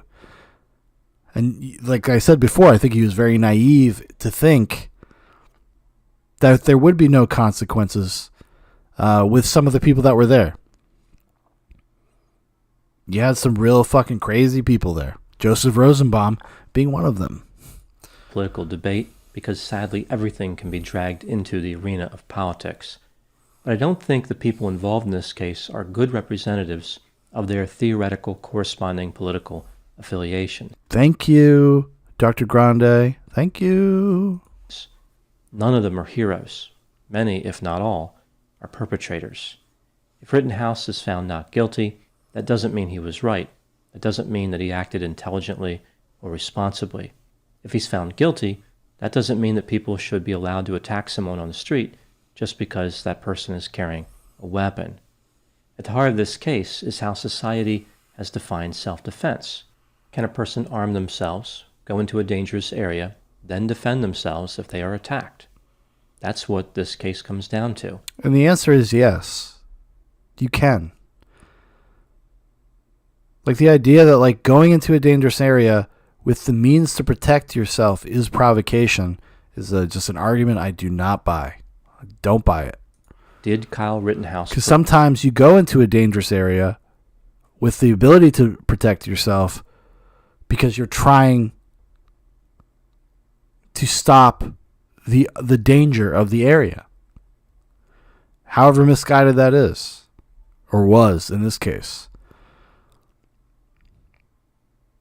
But if the police are going to let people burn your city down, I don't know. Provoke a situation so he could use his weapon, therefore losing the right to defend himself. I don't think that Rittenhouse made good decisions, but there really isn't much evidence that he provoked anybody outside of being armed, trying to put out a fire with a fire extinguisher, and pointing the weapon when he was threatened. I think what happened here is that Rosenbaum started this whole mess. Once Rittenhouse shot him in self-defense, it set off a chain of events which resulted in the other shootings. Now, because Rittenhouse was charged with possessing that weapon illegally, this brings us to another question. If somebody is possessing a weapon illegally, are they allowed to use it in self-defense? So running under the assumption that Rittenhouse was not allowed to possess the rifle, which is not true, and they dropped it. So he made this video before they dropped that, before they went into the law, et cetera, et cetera. Like I said, there's a difference between what you can do and what you should do, right? Like he can do it. That's why they dropped the charges. That's why it's not on the table anymore. Because you can do that. Does it mean you should do that? I don't know. That's up for debate. could he still use it? If he did use it, is that murder, or would it be some other offense? These questions remind me of a famous case in New York City in 1984. A man named Bernie Goetz was illegally carrying a firearm when he was attacked by 4 assailants on a subway. He shot each one of them. He was charged with a number of offenses, including 4 counts of attempted murder. I think this is a... Well, it was made before, but weren't they, he was considered like the Death Wish? Remember, if you know the movie Death Wish, wasn't this the case that they invoked that? Like the vigilantes? It can't be. No, if it was 1984, no way, right? Death Wish was made in, what, like the late 1979? Ultimately, I gotta check. He was acquitted of the serious charges, but was convicted for illegally carrying an unlicensed firearm. I think it makes sense that the person would use whatever means necessary to defend themselves, rather than asking themselves in the moment when they are being attacked, could I get in trouble for using this weapon? There's an old saying that goes something like, I'd rather be judged by 12 than carried by 6. Moving to the next question, what about the judge ruling that the decedents could not be referred to as victims? I'm very curious what he's going to say here, because my opinion, it's not just my opinion, it's just the way that it works, is that the entire case is to decide whether or not they were victims. So calling them victims preemptively is prejudicial to Kyle Rittenhouse. A big deal has been made about this, like the judge was biased against the prosecution. The trial is all about determining if those killed were victims. Allowing this term to be used would be like allowing the prosecution to refer to Rittenhouse as the guilty party. This is what the trial was actually for. So I don't think the judge was really biased one way or the other as far as that particular ruling. Mm-hmm. Now moving to the lessons learned. I have 3 here for this case. Number 1, it's not a good idea to attack someone who is armed. As a matter of fact, attacking anyone is usually a bad idea. Mm-hmm. Number 2, if someone is going to carry a gun into a riot or demonstration, they should know that using it will almost certainly result in criminal charges. Therefore, it doesn't make sense to travel to those areas in the first place. If Rittenhouse had stayed at home, he would not have shot and killed anyone. Number 3, it's not a good idea to use a volatile situation to try to satisfy excitement-seeking needs. Trying to get excitement is fine as long as it doesn't involve hurting anyone else. Excitement-seeking behavior specifically tied to violence often comes with a steep price tag. I would not disagree with that at all. It does come with a steep price tag. I don't know. I agreed with some of that, the vast majority of that. I think some of that, like he just, the case was still going on when he made that video. So, what else we got? Gage Groswitz gives his first interview since testifying in the Rittenhouse trial. Good Morning America. Oh boy. Actually, I have not watched this. Let's watch it. I feel like watching it. What is this? Stranahan, this guy? Ex-football player, right? Isn't that what they say? ABC News exclusive with Gage Grosskreutz, the sole survivor shot by Kyle Rittenhouse. After an explosive day in court with Rittenhouse breaking down on the stand, Grosskreutz joins us alongside his attorney, Kimberly Motley, in his first interview since his dramatic testimony. His dramatic testimony. Yeah, he also has a loss. He's trying to get $10 million from the state of Wisconsin, by the way. That's what he's trying to do. and I think his lawyer is going to interject here. I have not watched this, so I don't know. But I heard that he gave like 2 interviews, one with Anderson Cooper, one with Good Morning America, and his lawyer was like, yo, shut the fuck up. That might be the Anderson Cooper one, though. We'll watch that next. Why not? In the murder trial. Gage and Kimberly, thank you both so much for joining me this morning. And Gage, I want to start with you. You were shot in the arm by Kyle Rittenhouse during the protest in Kenosha, Wisconsin last year. Holy shit. Just get it fixed. Just get that gap fixed. Not to cast aspersions against the man with a lisp. I have a slight lisp myself.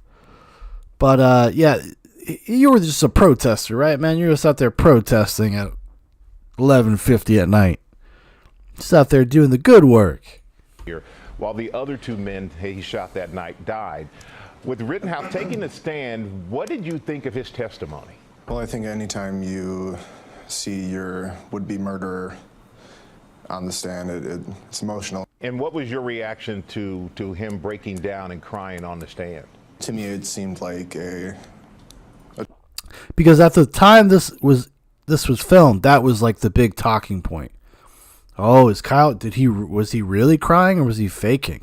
So let's ask this guy. What did you think of his crocodile tears? Child who had just gotten caught doing something that he wasn't supposed to. More upset that he was caught and less upset about what he had done and what he had taken and the numerous lives that he affected through his actions that night. And Kimberly, as Gage's lawyer, what is your take on what we've seen and heard in the courtroom so far? Well, I think that it should be recognized that, Mr. Rittenhouse was an active shooter and that... What? See, I've heard this also. He was an active shooter.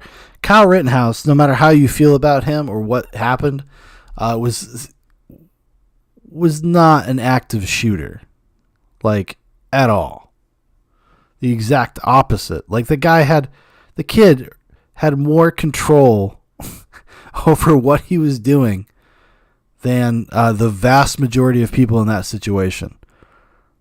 The amount of reservation he had, even with this guy in particular, Gage Grosskreutz. When Gage first, it was like, hey man, no, I'm good. Not a threat. And then decided to take it upon himself to become a threat. So Kyle sees him, nope, all good, drops it down. Then he comes over, shuffles over, tries to put his gun to Kyle's head, probably to shoot him. I don't know. Can we say? And then Kyle shoots him. That's not an active shooter. That's not just somebody spraying and praying. That's not just somebody taking out anybody that he can find, he can see. No, that's not it at all. He is like literally the opposite of like an active shooter. It's important that I believe, as Gage has said, that some of his testimony was extremely inconsistent. He was not, I believe, in imminent fear of danger for his own life. Gage acted and he... Somebody tried to kick him in the face, hit him in the back of the head with a skateboard, and then pull a gun on him. Not afraid for his imminent danger. And that's after Joseph Rosenbaum yelled, "Fuck you," and then tried to grab his gun. That's after all that. Please. Not threatening Please. Mr. Rittenhouse. Mr. Rittenhouse re-wrapped his gun with Gage. This has never been proven. There's not even any video footage to suggest that he re-racked or like cleared a faulty or cleared the chamber or anything like that. At least to my knowledge. If anybody's got something to say otherwise, please show me. And I think that's really, really important that, people need to pay attention to the inconsistent statements from the active shooter or the defendant, Rittenhouse. And Gage, you testified and you were injured, but you testified you thought you were going to die that night. You were going to Talk die. to me about what was going through your mind. He's got like a real Mike Tyson thing going on with the way he talks. And in those moments. I mean, there's a million things that run through your mind when somebody's pointing a rifle at you after just having murdered somebody. First and foremost, I was concerned for my safety. I never lost sight of who I am. I'm not somebody who takes a life. I've made a life out of protecting and preserving life, not taking it. And speaking of protection, you said that you carried a gun for protection that night and that you pointed it at Kyle Rittenhouse. Why did you point your gun at him? I'm all for the Second Amendment, American citizens' right to bear arms. And I think that during cross-examination, is this guy a crazy white supremacist? He believes in the right to bear arms. I don't know, guys. I don't know. It's hard to say what you want to say. I do believe that in that photo, given the right narrative, one could suggest that, yes, I was pointing my weapon at the defendant. But when you play it as a movie or look at different stills, my arm was being vaporized as... So he just says, oh yeah, what I said on the stand was not true. I perjured myself. But he's been granted immunity by the state to testify, so he doesn't have to worry about that. What a fucking touched life. What a privileged individual. I was allegedly pointing my weapon at the defendant. It's completely inconsistent with the physiology of my wound that he would have shot me while my weapon was pointed at his head. So here you're allowed to say whatever you feel like you need to say. So you're saying that you actually you weren't pointing your gun at him. Is that what you're saying? That's absolutely what I'm saying, yes. Yikes. Gage, what do you want people... So the clip that they put on YouTube of this interview is edited. I don't know if that editing is just to tighten it up so we can get it in 4.5 minutes, or if there are things missing from it. I have no idea. I cut the cord a long time ago. I don't watch Good Morning America or have access to it. And what happened that night that they may not already know or think that they know? I think the most important thing to remember is that Kyle Rittenhouse was an active shooter. He murdered 2 men, and he attempted to murder me. Gage, Kimberly, thank you both so much for joining me this morning. I really appreciate your time. Thank you. Thank you. Thank you. Wow. Said he wasn't pointing that gun, so a lot to be said for that. Well, hey there, G. The takeaway was like, oh, well, he said he didn't point the gun. So, guys, I guess we should just take that for what it is. Let's see here. Gage. Anderson Cooper. Anderson Coops. Let's see here. Where is it? It's not even there? It's not on YouTube? That's weird. That can't be right. That can't be right, everybody. all nobody watching. Hold on here.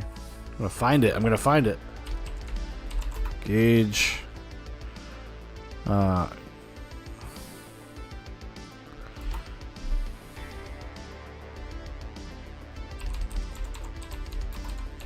We will find this. We will find it. We're on a mission now.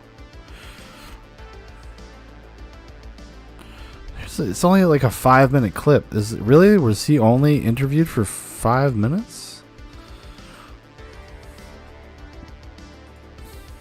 It's possible. Excuse me, it's possible.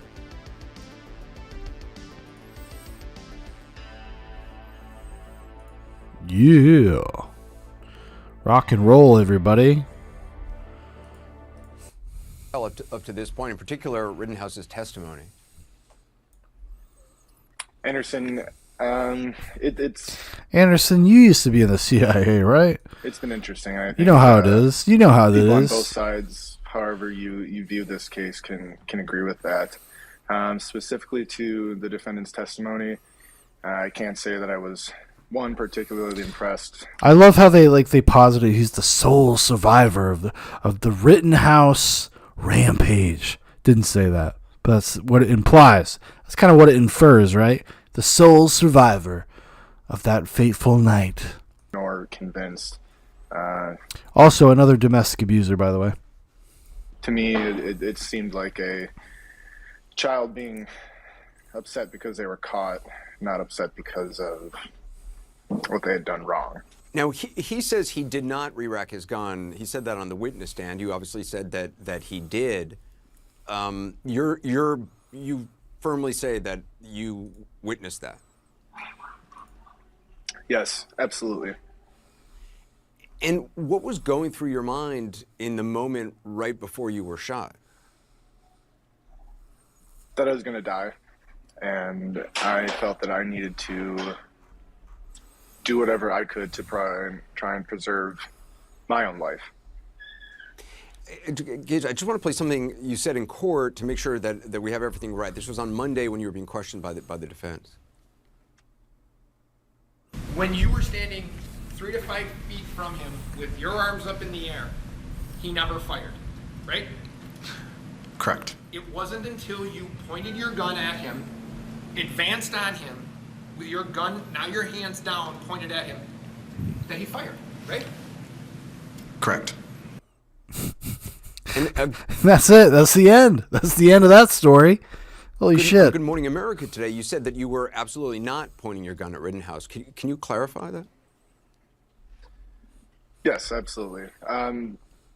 First and foremost, that was a very tense situation, something that I've never been in before. It's like having never been shot before. I think it's important to note, though, that specifically during cross, and if there is a skilled attorney, they're able to present questions to help support their narrative. That's their job.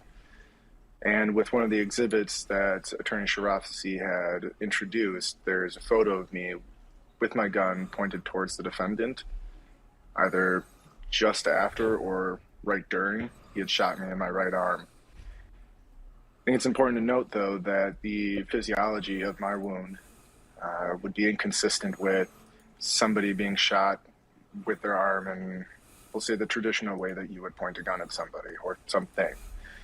The only way that I could have sustained the injury that I have is if I had been shot with my arms up. So did you ever point your gun at him? I think that, again, in the still photos, it's... Was somebody talking to him? Hold on. Is somebody talking to him? He's looking at somebody. At him? I think that, again, in the still photos, it certainly looks like it, but never intentionally. You have to understand that following that gunshot, I had no use of my arm. I wasn't able to move anything in my right arm or on my right arm. And I want to bring in Kim in here in a moment, but I just want to ask, you brought a gun to what you knew would be a potentially volatile situation, demonstration that then turned more volatile and violent. Why did you bring a gun if you were there as a medic?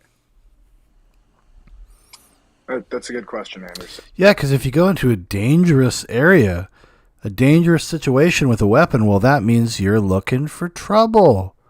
And you should expect violence to be meted out to you. Isn't that the median opinion, right? Isn't that what everybody's been saying? You should just expect it. You should expect that. The fuck is this guy crying about? Why is he trying to sue the state for $10 million that he lost in court? I believe in the Second Amendment. I believe in American citizens' right to bear arms. I carry a weapon with me. It's at all times. Just like grabbing your keys, your phone, your wallet, and grab your gun. So that night God was damn no it. different than any other night. But I think an important juxtaposition between the defendant and myself, both claiming to be medics, is that one of us was carrying illegally with a rifle, and one of us was carrying concealed with a handgun. So, Kim, testimony is concluded in the trial. Closing arguments are set for Monday. As an attorney yourself, I mean, where do you see this going, and what do you think of the judge's rulings in this so far? Well, I think that, this is probably the biggest case at Kenosha. It's so bizarre. Like, they just give these people any opportunity to impugn anything they want.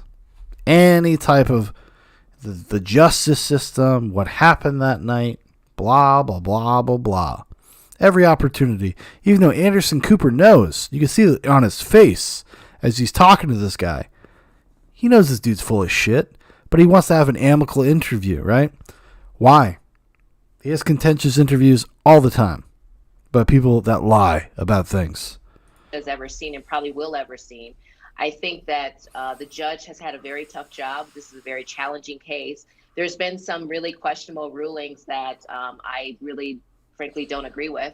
I don't understand why some of the prior bad acts of the defendant, such as he has threatened to use his weapon against others before, but the judge didn't let that video to come into.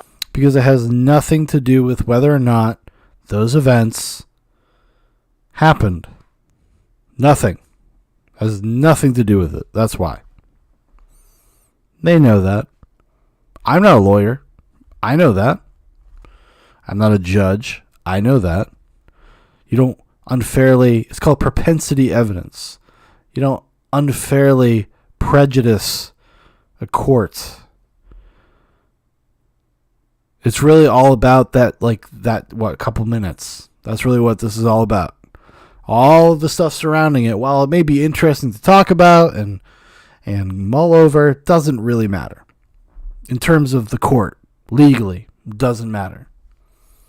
The court, which I think was relevant.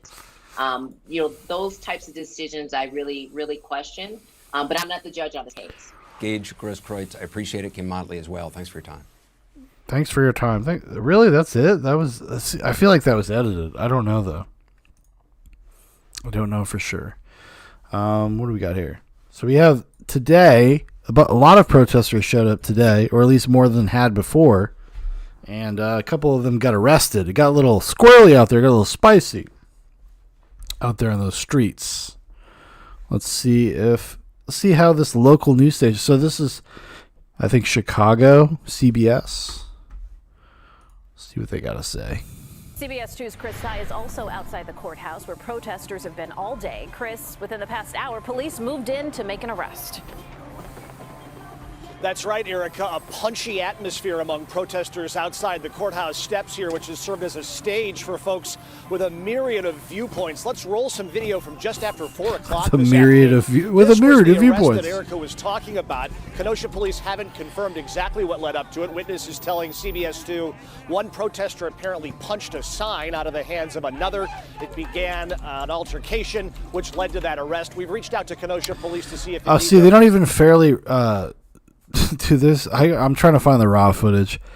That's such a weird way to frame this, but yeah. There was just this one. Whether or not this has been the first so far during this trial, and whether or not there are any other details they can provide, we have not heard back. Take a look at this. This was from this morning. Someone showed up at the courthouse steps with a rifle in their hand. Authorities came up to this individual, told him you can't do this because there's a school inside of a problematic radius, so he left, came back apparently unarmed, and joined what turned into a group from between 12 at one point to about 100 people throughout the day. These are folks who have opinions ranging from make Kyle Rittenhouse a scapegoat, Kyle is guilty, Black Lives Matter, the whole tapestry of opinions here. Many of these folks broadcasting on their own social media platforms. And we should point this out, too. The National Guard is not on the ground in Kenosha, but as these pictures show, they are prepared in case they are called upon. About 60 miles away is this staging site. About 500 members of the Wisconsin National Guard are ready in case local authorities say they need their help. As of this hour, there is still no plan to put a curfew in place or close any streets. Live at the Kenosha County Courthouse, Chris Ty, CBS 2 News. Chris, thank you. When the Rittenhouse verdict comes down, be the first to know by signing up to get CBS 2 alerts on your phone. We'll carry that decision live. Right. Okay, thank you guys. Thanks, fellas. What else we got? They got nothing else. They got their comments are turned off. Suppression. CMA fans, Robin Roberts here. Thanks for checking. Oh, I see you, lady. I see you, Robin.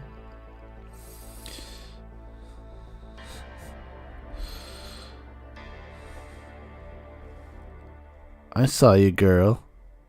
Let's see, what else can we find here?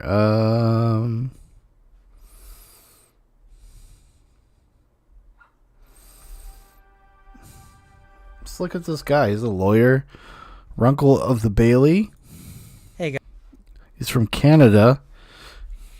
I think he's like his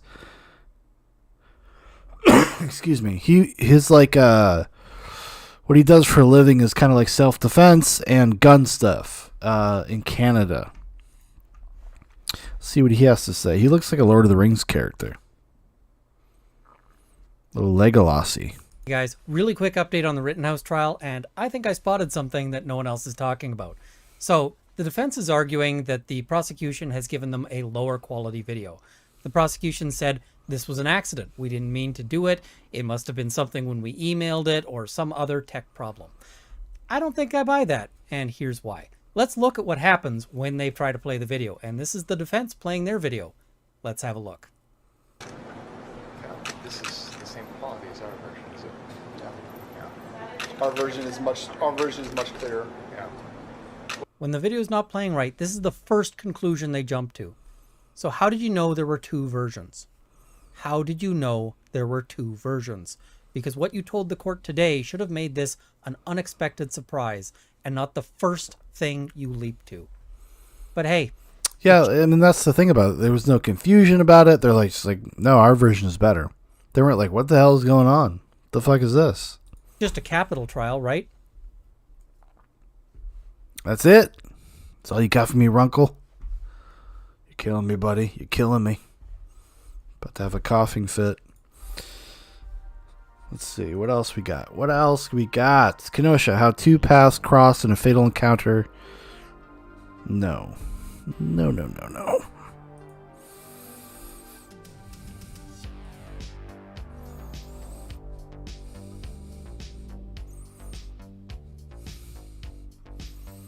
I guess I'll have to go to Twitter.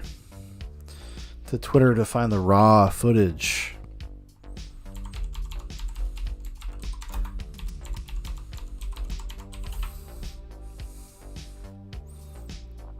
There we go. Here's something. That looks a little bit more what I'm looking for, what I'm felt like I was talking about. Here we go. You like to dance? Let's dance. Yeah. Look at this cum dumpster right here. You cum dumpster. So there you go. There's the supporters of the prosecution. Look at this cum dumpster right here. Sure, your mom was. Hey, I can't be a cum dumpster. You are. How? How? I don't have a vagina, you dumb cunt. You can swallow it, you dumb bitch. It's actually a pretty good comeback. She's like, how can I be a cum dumpster? How could I possibly be a cum dumpster? I don't have a vagina. She's like, you got a mouth, you dumb bitch. Accurate. What you gonna do? Hey, Rob, don't do that. He knows it too. He just got rap battled. What's up? Stop! Get off! Stop! Back up!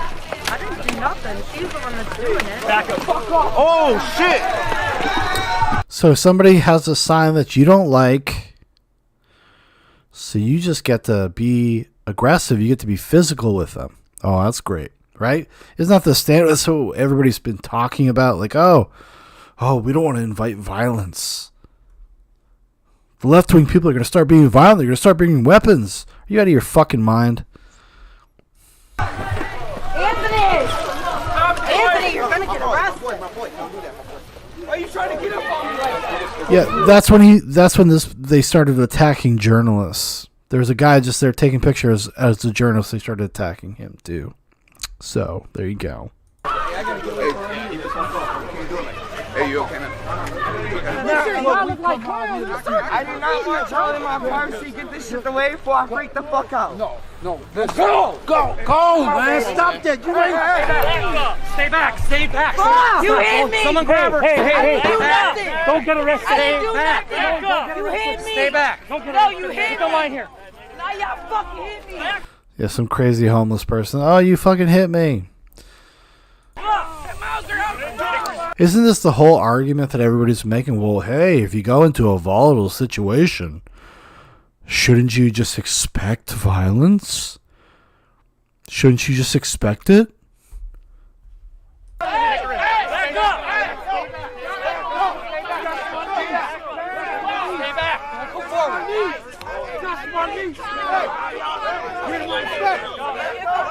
Stay back now. Secure the bag.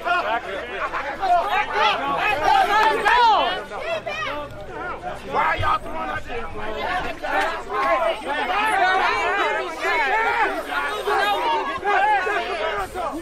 They just bust my head.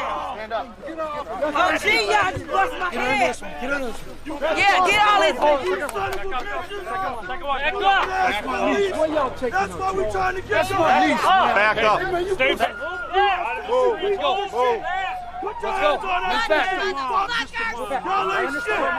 As a person that I am no fan of police tactics, right?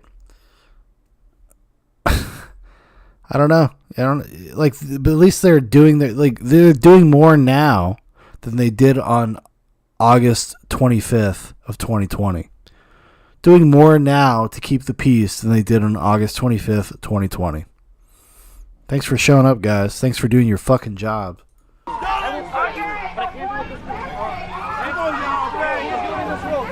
are sorry as hell. Fuck you.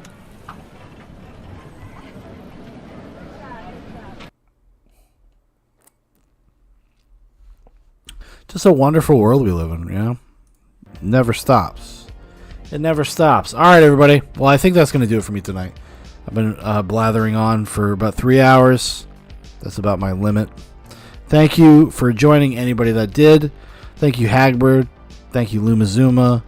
Even though we got a little contentious and I don't respect or appreciate your inference about things I said because you backed it up with nothing. Like most people that say shit like that. If you're going to accuse somebody of being a racist, you should probably have more of a reason than like, oh, they're talking about somebody that is a different color than them.